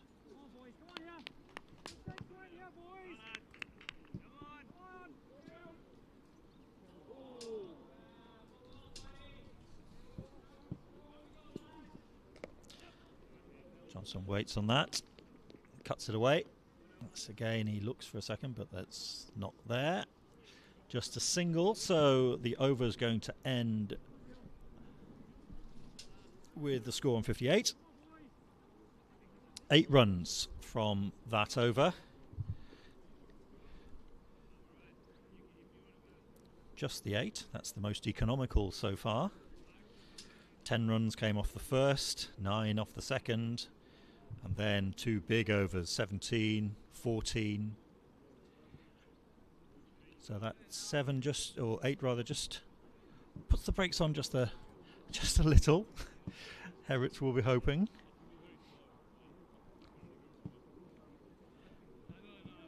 But the batting side still very much on top at the moment. 5 overs gone. Score on 58 for 1.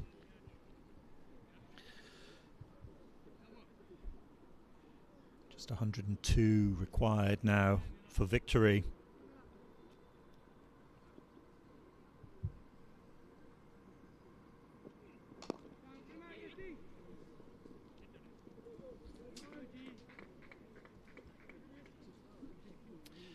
So a change of ends for Neil Alexander.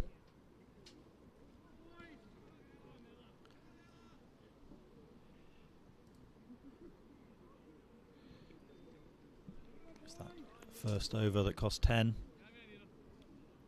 but brought a wicket. A big wicket of Craig Wallace. So it's just his second over now, Alexander. Pulled away by Leask. That will just be a single though.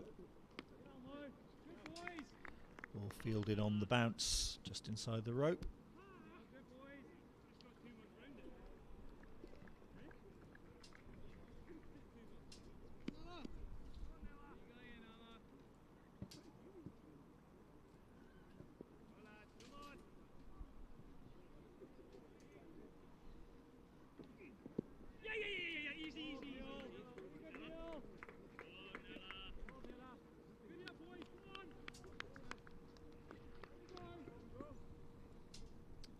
Leg bite on the total.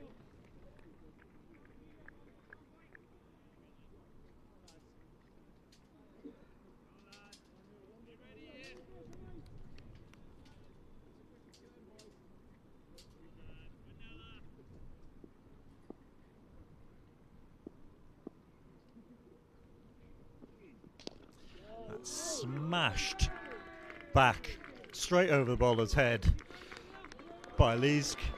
Of a baseball sort of thwack straight through the ball, cross batted, straight into the long grass, just by the sight screen.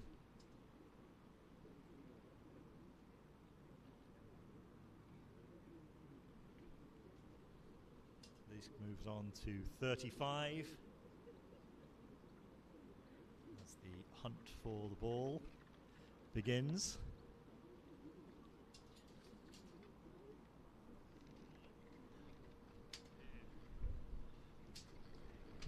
So behind us here, Gala have moved on to 35 for 2 in the 7th over. In fact, as I say that, it's 35 for 3 in the 7th over. Another wicket has just fallen.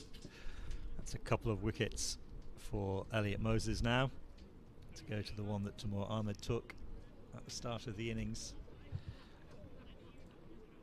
And of course, it's not the only finals day today. By a long shot, the Beyond Boundaries Women's Scottish Cup final is taking place just now, semi-finals, where Carlton women have reached 130 for 4 from their 20 overs against Stumel. That game being played at Scroggy Park.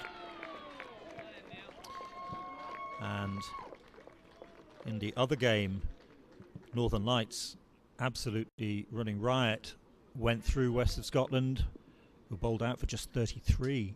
Incredible performance from the Lights, who are 10 for 1 in reply, as Michael Leask chastises himself for a big swing and a miss.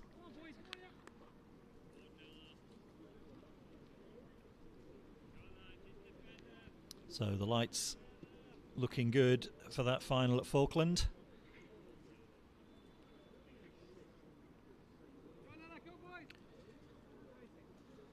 Carlton are looking for 3 Scottish Cups in a row again.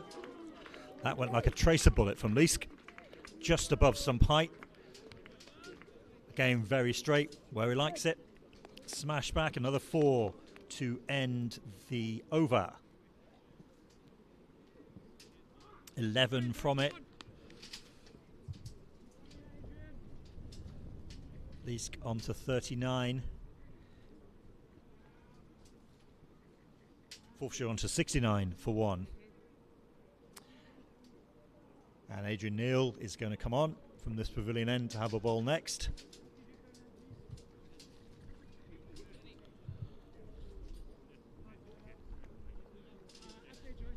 So yes, Carlton women going for their 3rd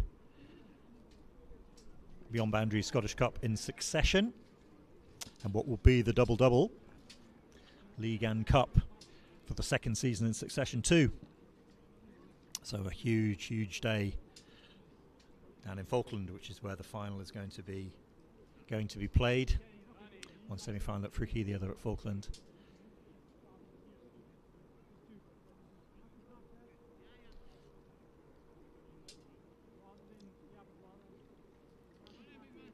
Remember the last Beyond Boundaries Scottish Cup finals day here, in fact, at Stirling. Scorching hot day back in 2019 when Carlton won.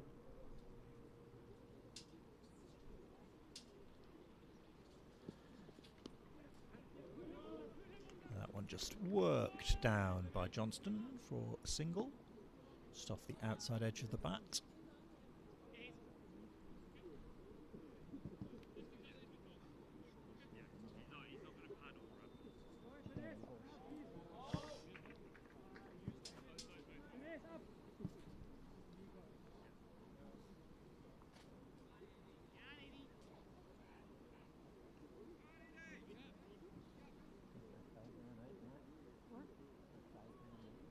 You happy, Eddie?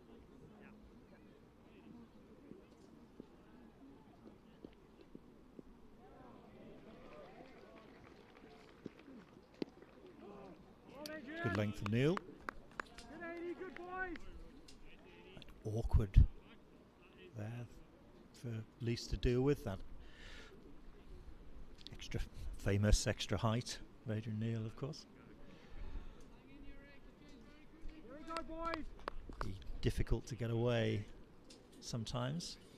Another player that's had a really good Cricket World Cup League 2 series for Scotland. That one pitched up a little more. Again, Lees can't get it away.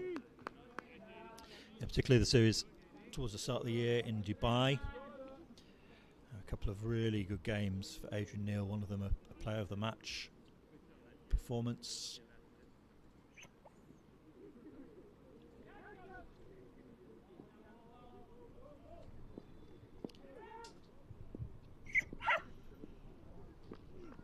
Good, Adrian. Good, Adrian. This looks to try to make some room but can't connect.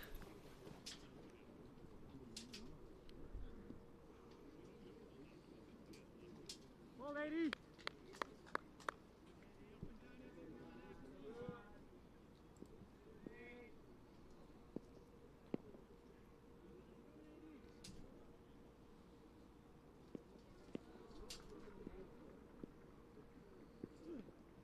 Dug in. Well, lady. Have you got, lady? Lees looks pleadingly to the square leg umpire if that was too high, but he says nope, it's okay. This has been just what Heriots have needed this over so far. Just one run from it with one ball remaining from Adrian Neil.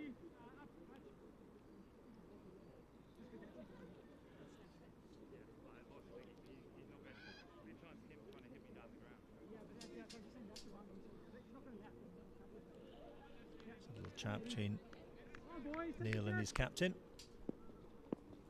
Top of his mark, and he's coming in again. Lees makes a good connection with this, but it's only going to be a single. A walk through for one. Good over from Neil. Two from it.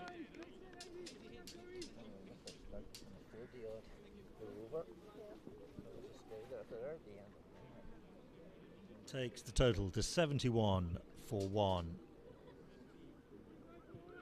after 7 overs. So that target in double figures now. 160 needed. Well in double figures now.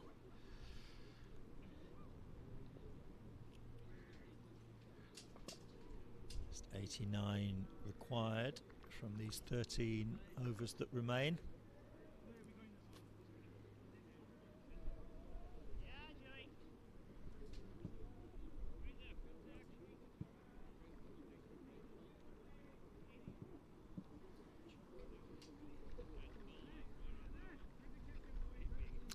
That's going to be Joe Kinghorn Gray to take the next over from the Monument end.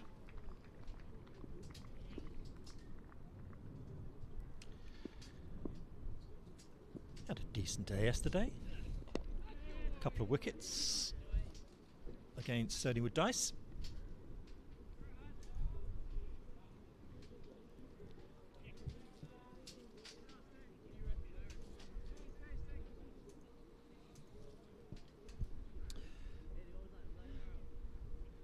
And a fourth wicket has fallen in the other semi-final. Ghana now 48 for 4.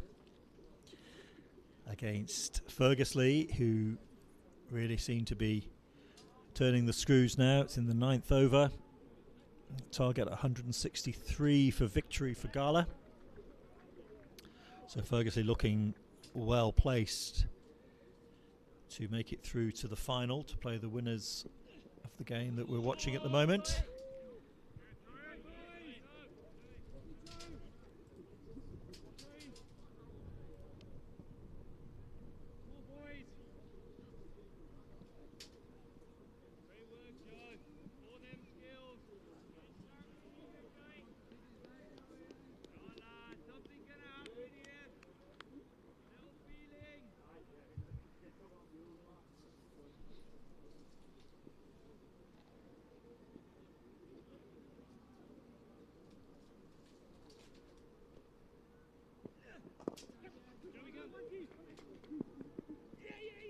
They'll push for 2 and they'll get them.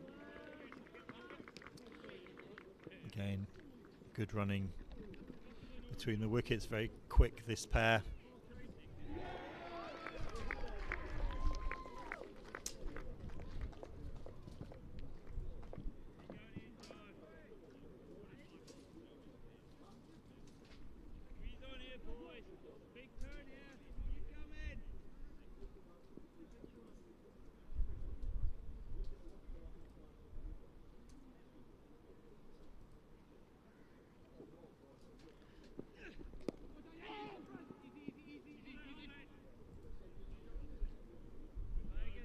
You perhaps picked up from the effects mic cheers that came from behind us. The 5th wicket has fallen now for Gala. 50 for 5, and it's Elliot Moses that's doing the damage. 4 wickets for him now, 4 for 9 he has of his 3 overs, and that's under-edged. It's going to run down towards the boundary, but isn't going to get there. Just going to be a single. Johnson came down for a second, but wisely sent back by Leask.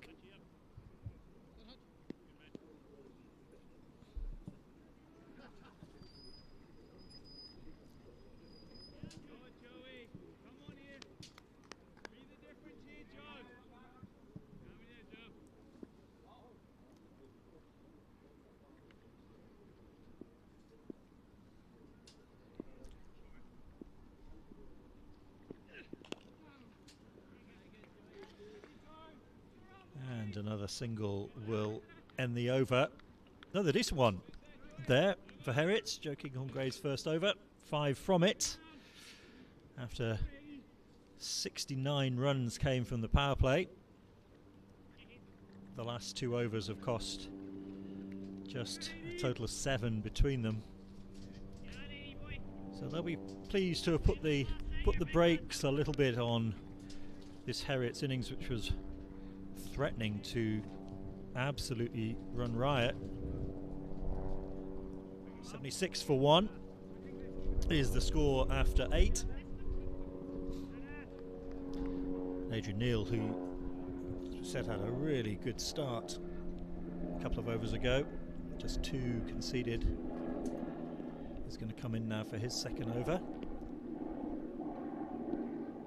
Lee's on strike.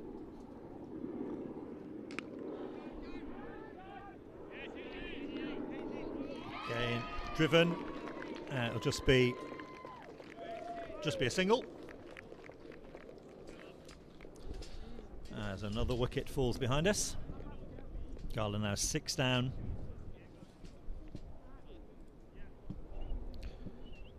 Fergus Lee really closing in on that finals place now. 50 for 6. Arun Tahir, Fergus Lee's T20 captain, has picked up his first off his 3rd ball.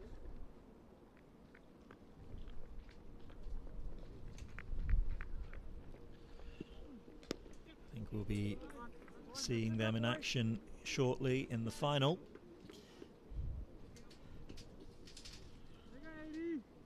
Who they play, however, is still to be decided. Intriguing contest this. Adrian Neal again keeping things tight these first few balls.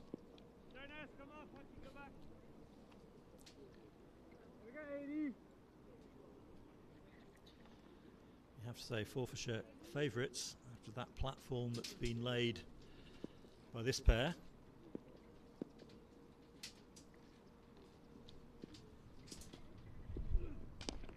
That's a big shot from Leask, and that's going to clear. That's going to be 6. Flat batted. Straight over the rope. The fielder ran round to try to get it off, but he had no chance. Sailed over his head. Leask finds another 6.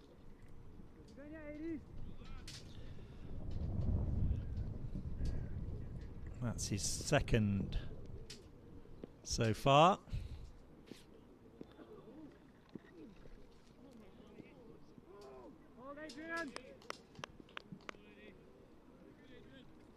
He's on 49 now, Scotland man. Off 28 balls.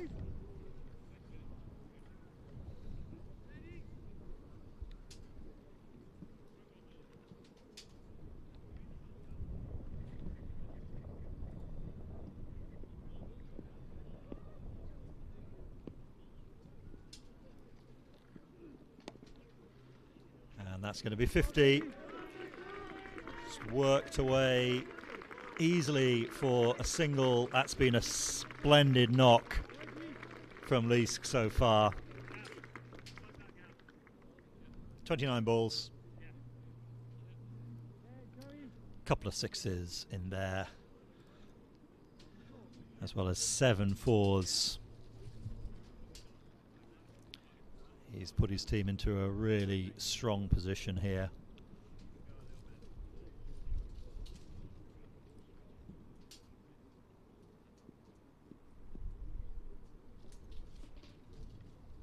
$85 for 1. Now the total. Neal comes in again. Johnson looks to come across, but then the ball a little bit close to him for that shot, but he manages to keep it down and safe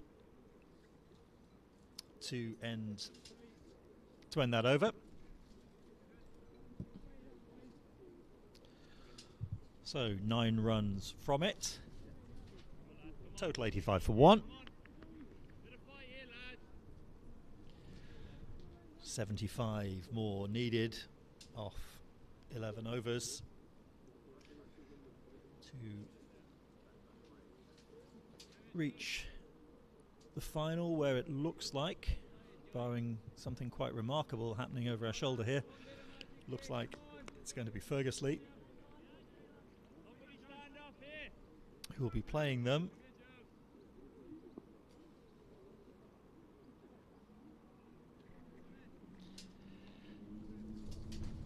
And Heriot's without their skipper at the moment. Ryan Brown has had to leave the field, injured his quad, fortunately. So they have a substitute fielder on. Kinghorn Gray bowls a cutter, which is turned away for a couple.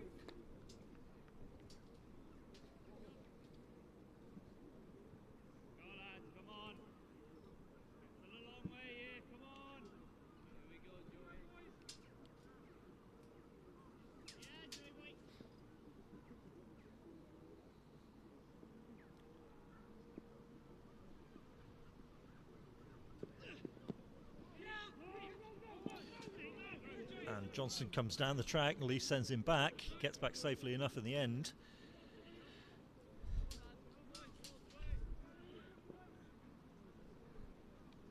Very nearly a bit of a calamity of their own making there, but all safe and all good.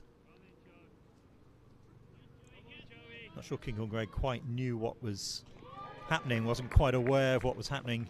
Picked up the ball but didn't turn to throw.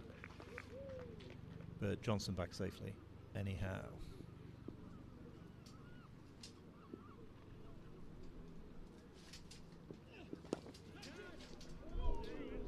And a drop catch. Leask straight to the fielder. At cover, but put down. How costly could that be?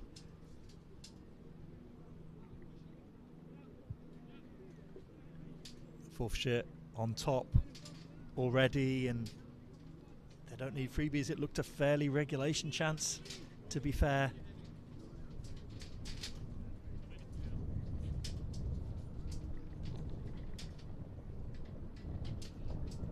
So a life for Leask on 53, not the player you want to be giving lives to the best of times, but especially when he's set.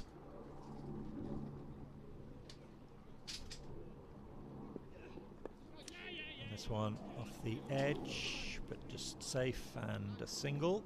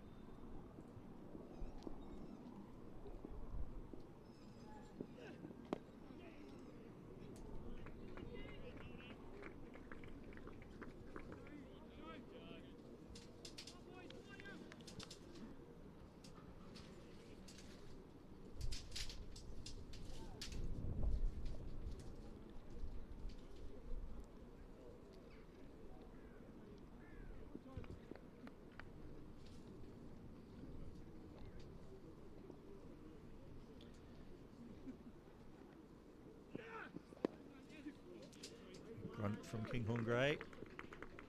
Another single ends the over. 6 from it. But the start that Forfs have given themselves to this chase, they know that from here on in, it can be pretty much risk-free cricket. 9 wickets still in hand. They reach the halfway point on 90 for 1. 70 runs still required. Very much in the driving seat.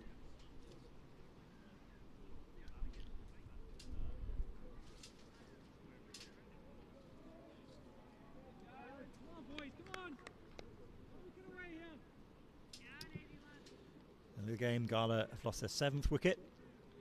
The score is on 59.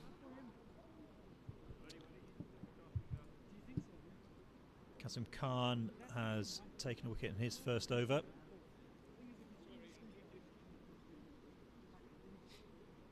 So Fergusley pretty much cruising now to victory. Still 104 required by Gala. Only 3 wickets remaining in the 12th over. So I'd say that Fergusley are all but there. And looking at the position here, it's very much in Forfarshire's favour just now, that they're going to be the team to meet them, the champions from the West.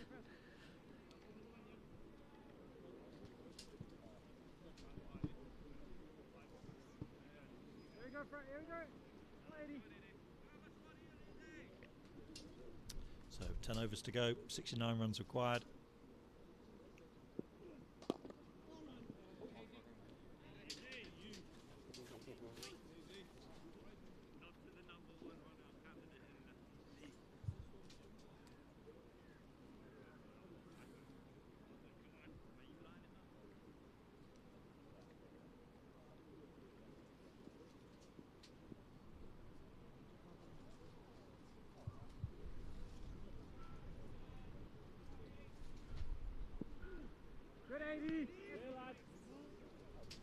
And called a wide. I think Neil is overly happy about it. It certainly didn't look like it took off particularly. Certainly a little extra bounce, but called as a wide. Another 1 to the total. So the boundary fielders have a fielder at third man on the rope. That's cover. Fine leg. It's driven straight to the fielder. Be no run.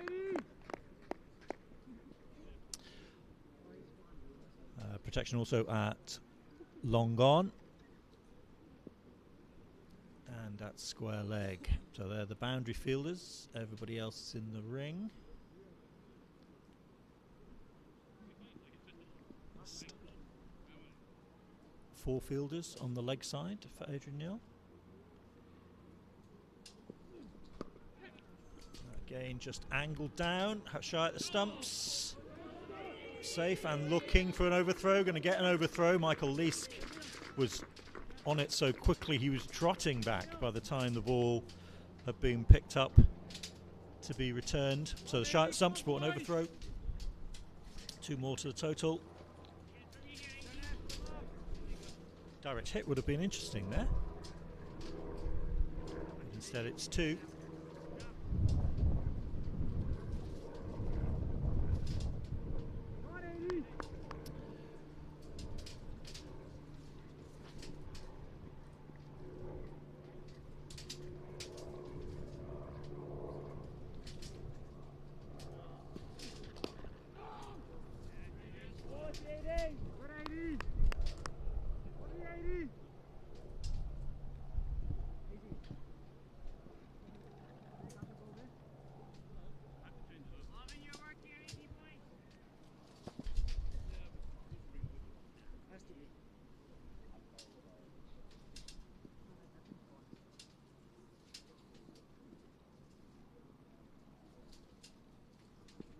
Oh, that's a full toss that obviously slipped out of his hand there. It's going to be called a wide.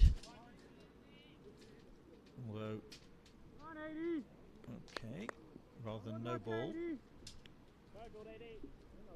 Because that was certainly well above waist height.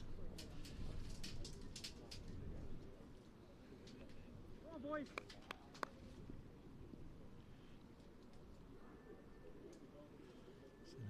Has to bowl that again. This time dug out.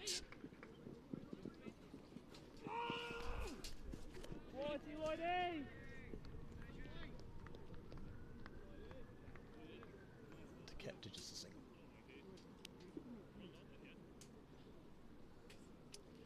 So Rory Johnson moves on to 31.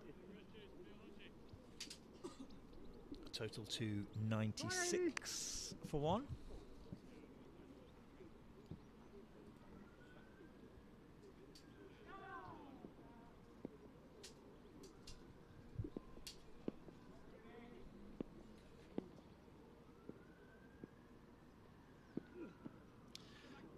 Down the track, doesn't connect, so a dot to end the over, 5 from it, 3 off the bat, a couple of wides in there too. 96 for 1 after 11,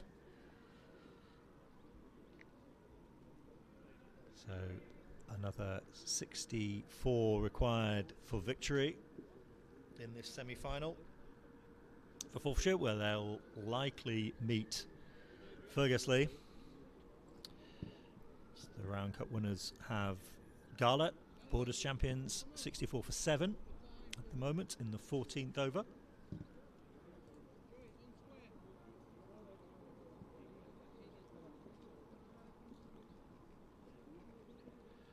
Quick check in on the Beyond Boundaries Women's Scottish Cup semi-finals too.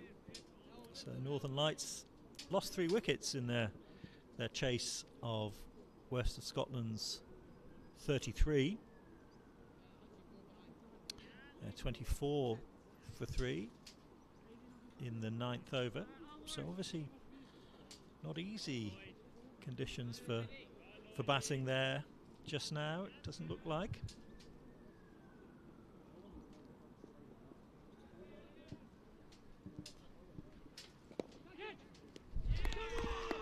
And a wicket has fallen, and it is Rory Johnston So Lloyd Brown was the new bowler. First ball he struck.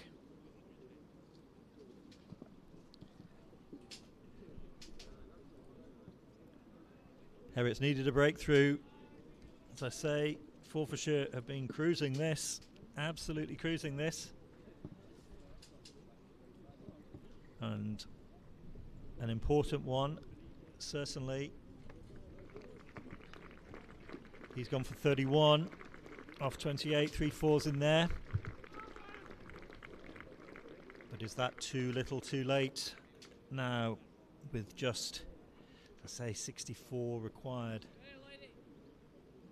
from these last 9 overs.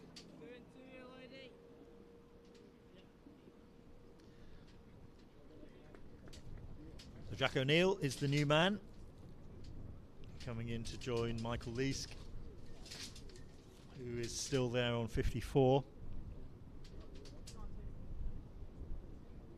Yeah,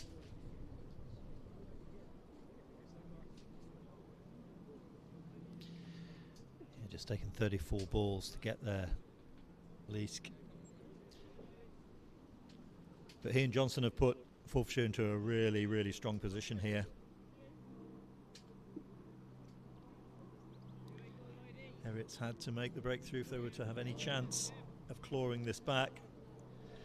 We'll be looking to see if they can capitalise, open up an end, get themselves back into this game.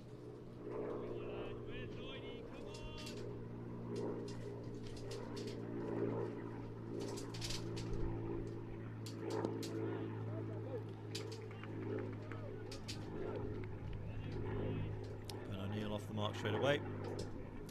Yes, Adrian Neal took the catch there that saw off Rory Johnston.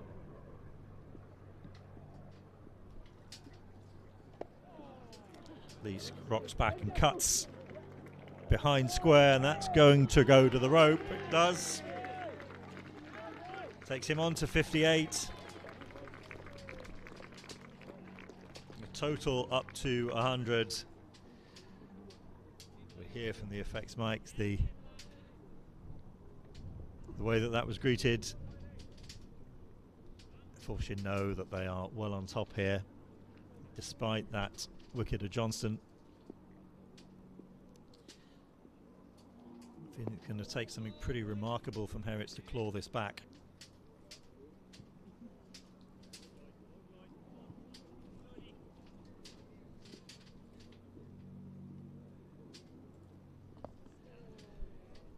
Sweeps hard, but that's only going to be a single.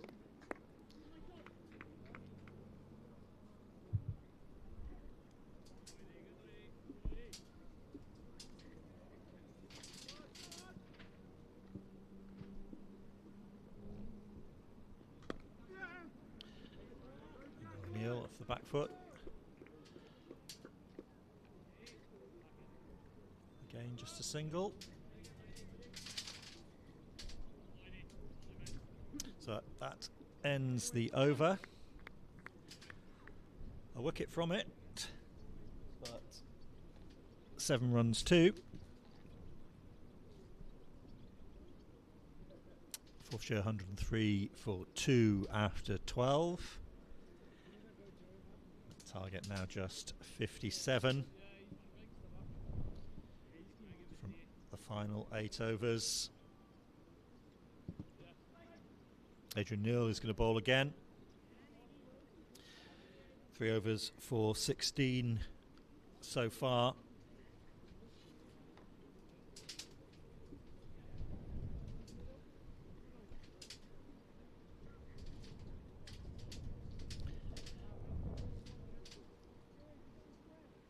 Certainly the bowler that for me has caused the most problems for the Forfarshire batters. But no reward as yet for the big man. And that's beautifully played by O'Neill. Just leans back and flicks it. And that's fair, raced away to the boundary. super shot. Brings him his first boundary and puts Forfs back on track again.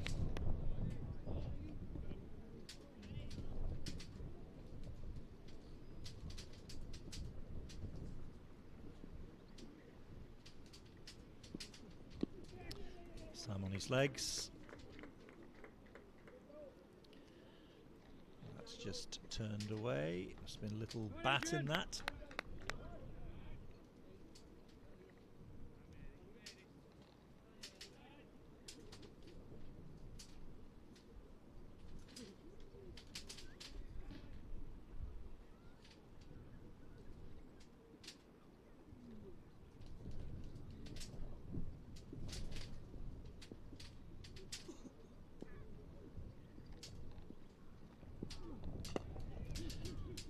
Goes full. Leask is equal to it. Wanted 2 straight away, and he's going to get them very comfortably. Excellent running once more from Michael Leask. Takes him into the 60s. Come on, boys. Really super knock this has been.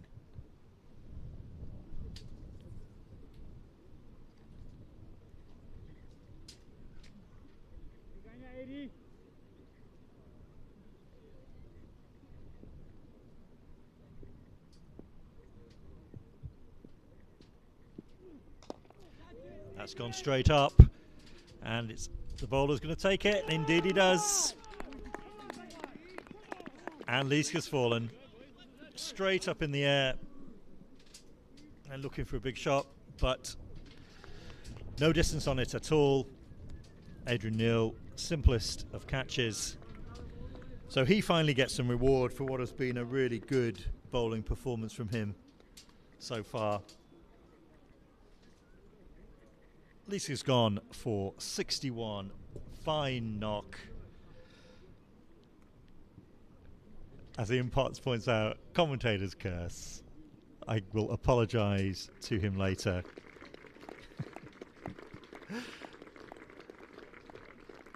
But a fine innings from Michael Leask. 38 balls, 8 fours, 2 sixes, and he has put Forfarshire into a very fine position here, along with Roy Johnson. So Heriots have done what they had to do. They've got rid of the 2 danger men who have done all the damage so far. But there's not a lot of runs to play with now from their perspective, as it certainly looks like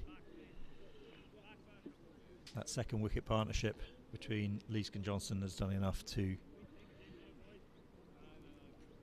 win this game for Forfarshire, you would have to say, unless you can really conjure something quite special here.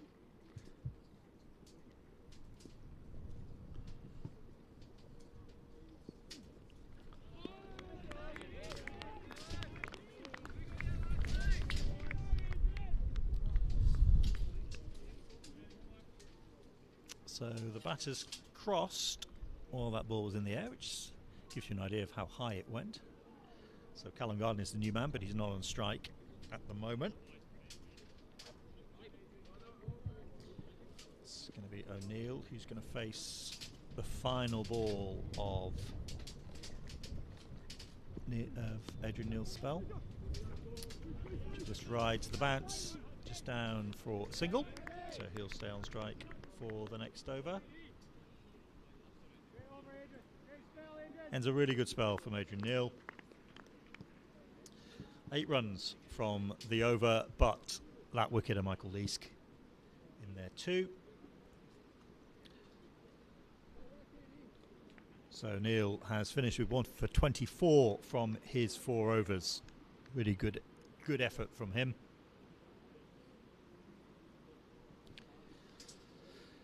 And 111 for 3 is the total after 13 overs. Nelson. So 7 overs remaining. And just 49 runs required for victory.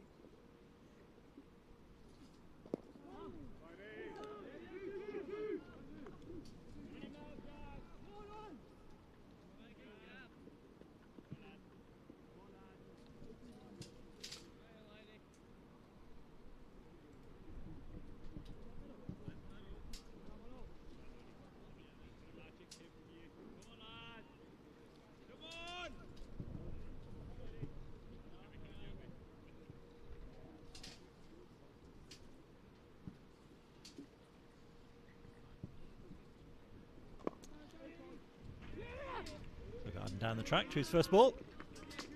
Just pick up a single off Brown. Brown's second over. His spell struck first with his first ball.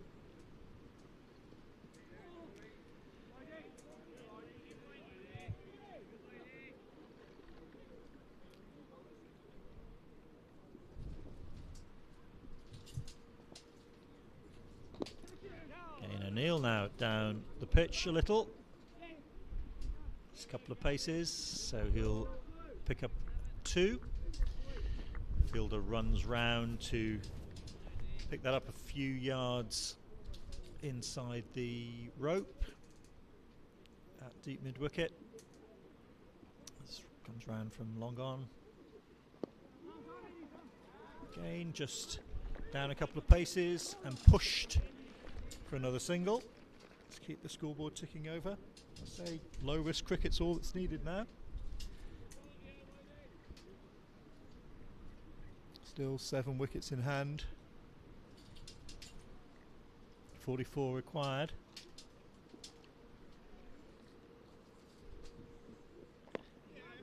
Garden doesn't quite get all of that.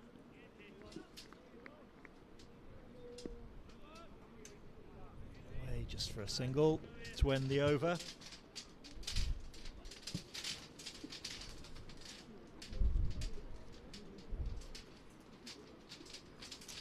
So 6 runs from it, from Brown's over. Score is 117 for 3. 6 overs remaining.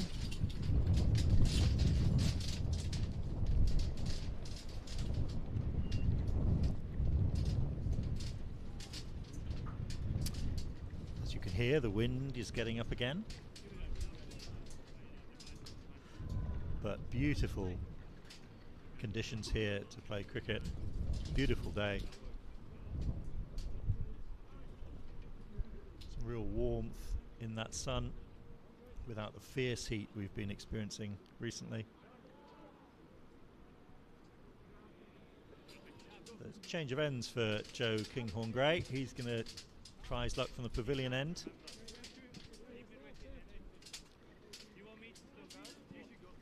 He's bowled 2 overs for 11 so far. And had Michael Leask dropped 2. So he's just adjusting his field. So third has gone down onto the rope.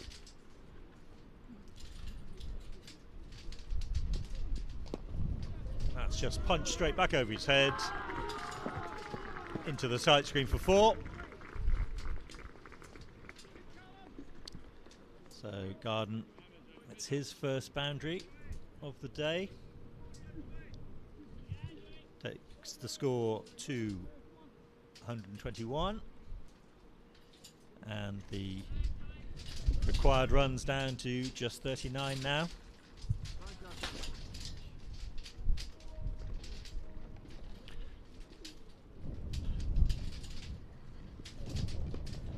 That is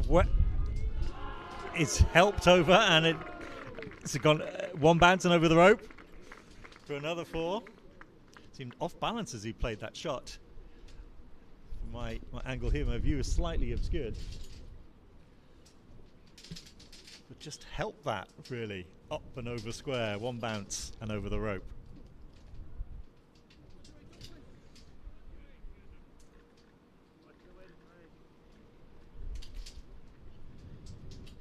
So So back-to-back fours. Joe Kinghorn Gray's first couple of deliveries.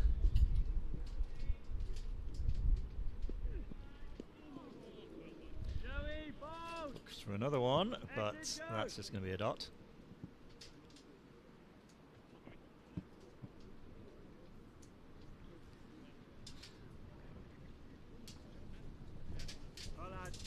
Come on.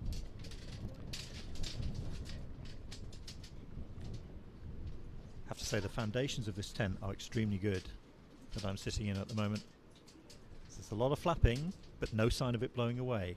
A repeat of 2017, where we almost ended up in Kansas. Peter Della Penna and myself, I remember.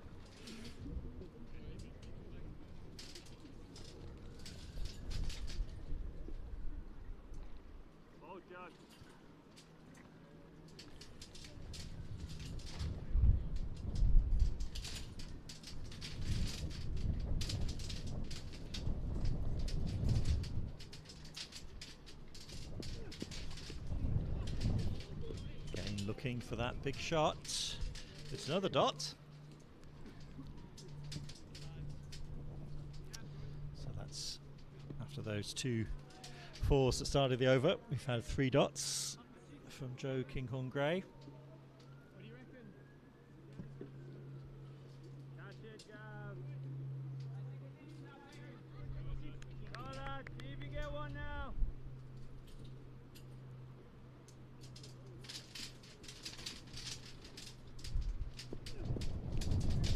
That's nicely played, just flicked almost directly behind the wicketkeeper. It's going to be a couple, easy couple to end the over, so 10 from it. 127 for 3 now with 5 runs remaining, 5 overs remaining, I beg your pardon. Little more than 5 runs remaining, but not too much more. 33 now required for victory, which has just been secured by Fergusley, who are the first team to get through to the final, scheduled to begin at 2:30 this afternoon. They've defeated Gala by bowling them out for 81.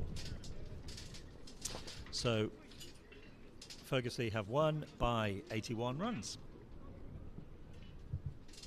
Really fine performance from the team from Meikle Riggs. 4 for 9 for Elliot Moses, 2 for 8 Haroon Tahir, and 2 for 2 for Dawud Tahir off just 6 balls. So fine performance. They'll be taking some momentum into that final a little later.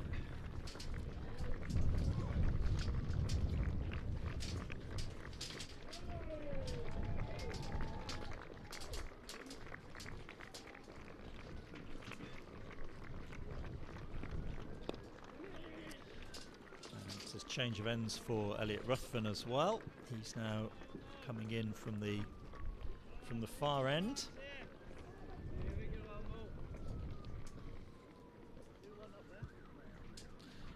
Two overs so far, which have gone for 24 runs.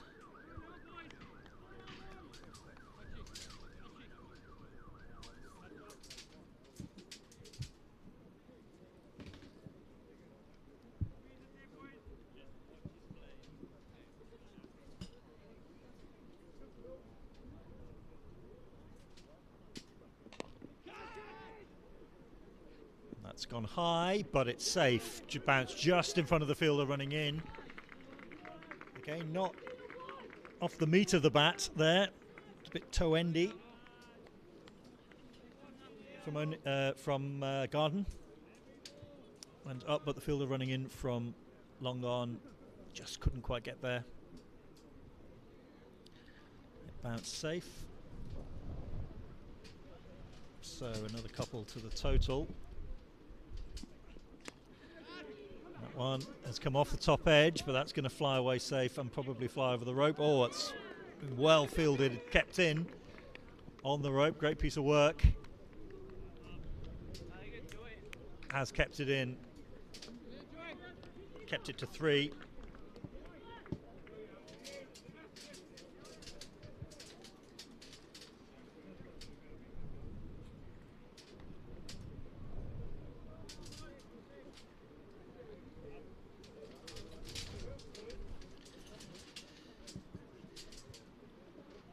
Forfarshire closing in on this target now. It's 27 away. That's driven by O'Neill. That's just going to bring a single.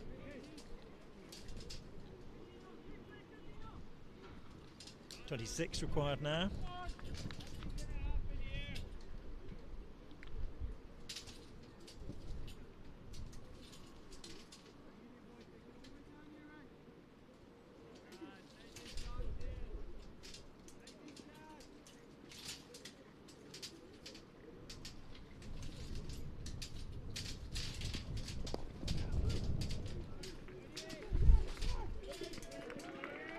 Toe of the bat by the looks of things, but doesn't bring another 2. Scoreboard keeps ticking. That required runs total keeps coming down.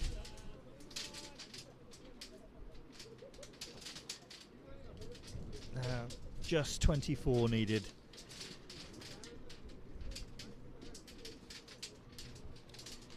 Three overs and change to get them. That's a good shot. Connected with that very well, but it's been taken. If anything, connected with that slightly too well. Gave the fielder time to run round and make the catch. Just get confirmation of who that was. My view was Hayes van der Berg took the catch. Behind the sight screen as I'm looking out across here from my commentary position.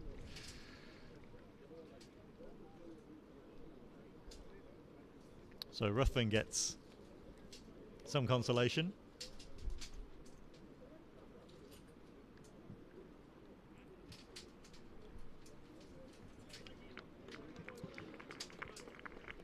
Callum Garden's gone for a breezy 19, you could say.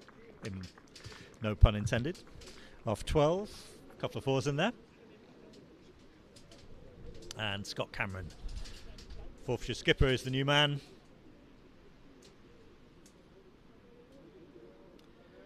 Joined Jack O'Neill, who's on 14.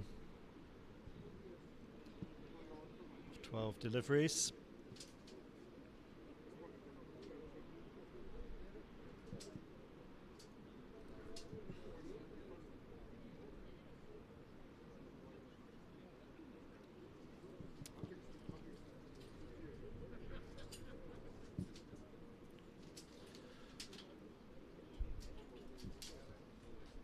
So Forfarshire still closing in on this win. 4 overs remaining now. 24 runs required. Ian Potts, fourth man sitting next to me, winces as I say that. Having already cursed Michael Leask. Surely I can't be doing it again.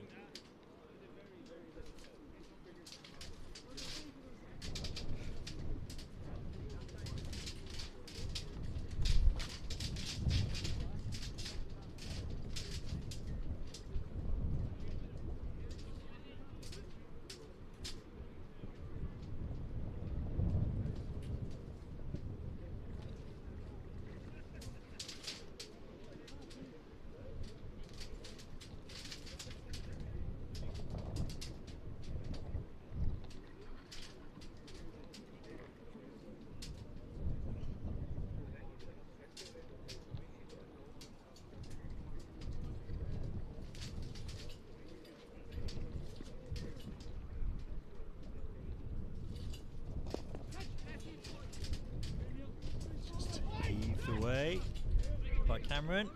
That's good running for a couple.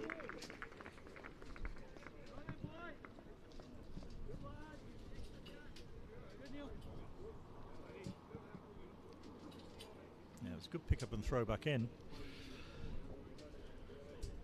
But first ball of Brown's over goes for 2. Cameron off the mark. And that's gone a long way.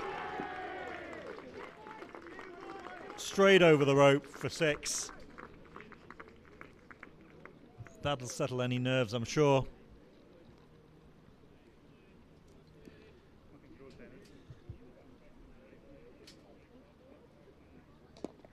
So again, that one flat. Just be a single. Getting cross-batted, but along the ground. So Cameron moves on to 9 of his 3 deliveries so far. Brings O'Neill back on strike. Just wristily works that square. That'll be another couple.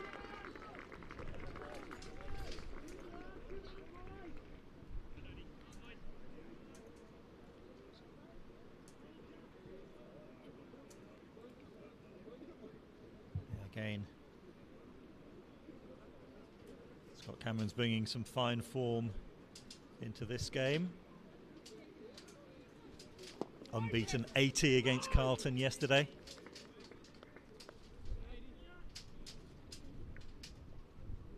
Good piece of fielding by Adrian Neal there. Just kept up to a dot. The sweep, asked the question, but Alex Dowdall's not interested. That ends the over.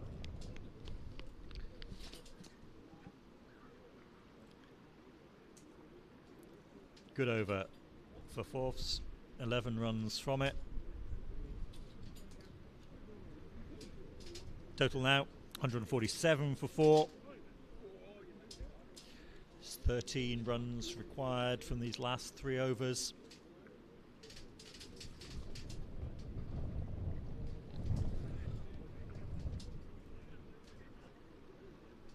Yeah, fine innings from Scott Cameron yesterday. As I was saying, in that big win over Carlton, 147 run win. 80 runs off 64 balls, 11 fours in there. Moved Forfs up to 3rd place in the table, above the team that they beat. It's keeping the pressure on Grange in 2nd. Grange just 9 points ahead of Forfarshire. Heriot's already confirmed as having retained their title.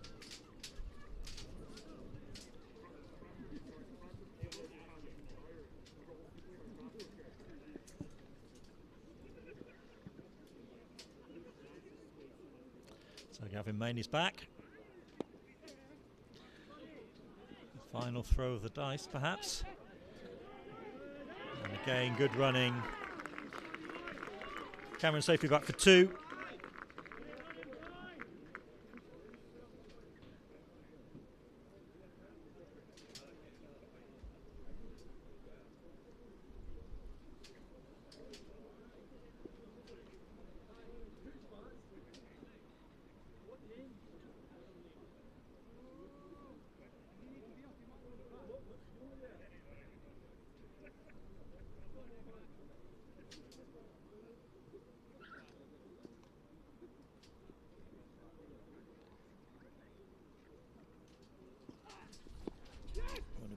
Fuller, a wee bit slower as well, but well dealt with by the Forfarshire captain. Just kept out for a single.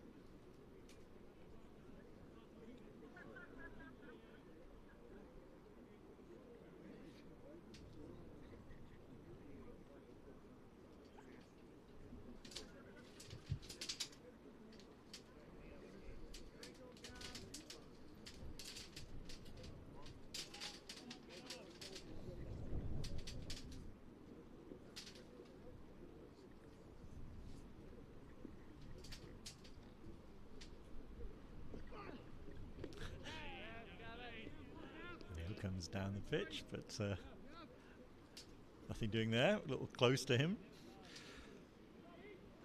And a dot ball.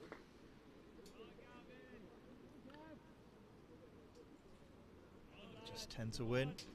Just wanting to get this over with.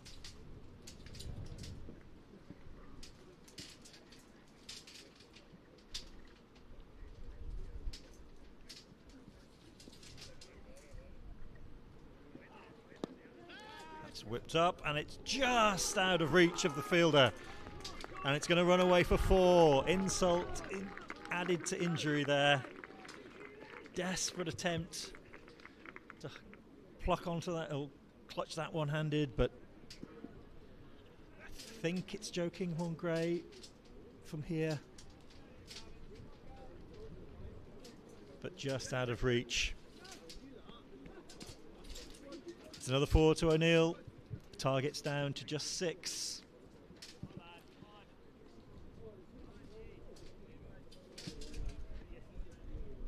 Forfarshire booking their place in this afternoon's final. This beautiful ground. This time makes a bit of room, leans back. Ended up being a little closer to him than he thought it was going to be, I think. But still gets plenty on it to get it away for 2.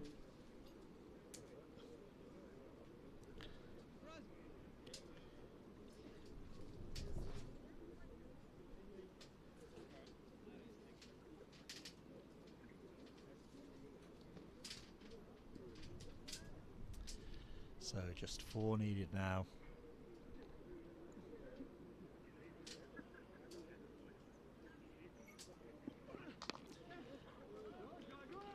And is that going to get to the rope? It's not quite. Came off the bottom part of the bat. Quite time it, quite middle it. So just a couple. So that ends the over. 11 runs from it. And now just 2 runs needed for victory for Forfarshire.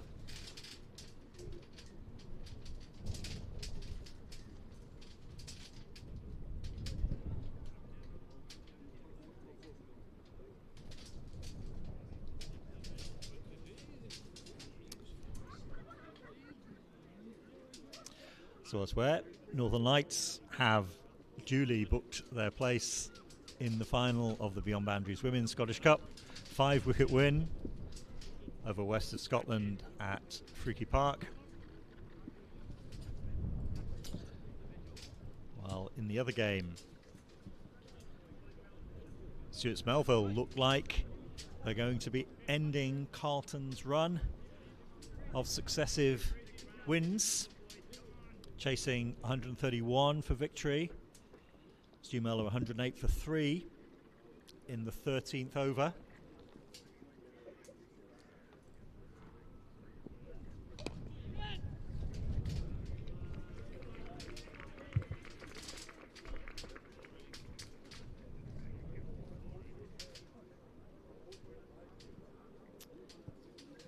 So back here.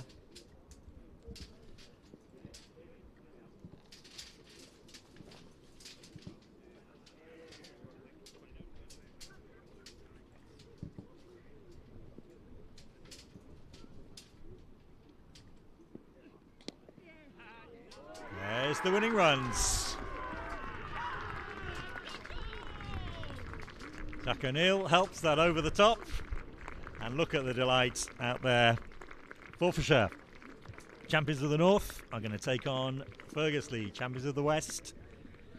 They've defeated Heriot's Eastern Premier League champions today. It's a really fine 6-wicket win from Forfs. They'll be back, as I say, to play Fergusley shortly. Terrific performance there, all round, built on fine partnership between Roy Johnson and Michael Leask. 28 ball 31 for Johnson, but that 61 off just 39 balls for Michael Leask is really the foundation for this win. And then fine cameos, you could call them, at the end. Callum Garden, brisk 19 off just 12. And then Jack O'Neill, 25 off 20 the winning runs in the end. Scott Cameron, 13 off 6. So it's Forfarshire who'll be playing Fergusley for the Cricket Scotland Men's T20 Cup a little later. We'll be back here at New William Field shortly.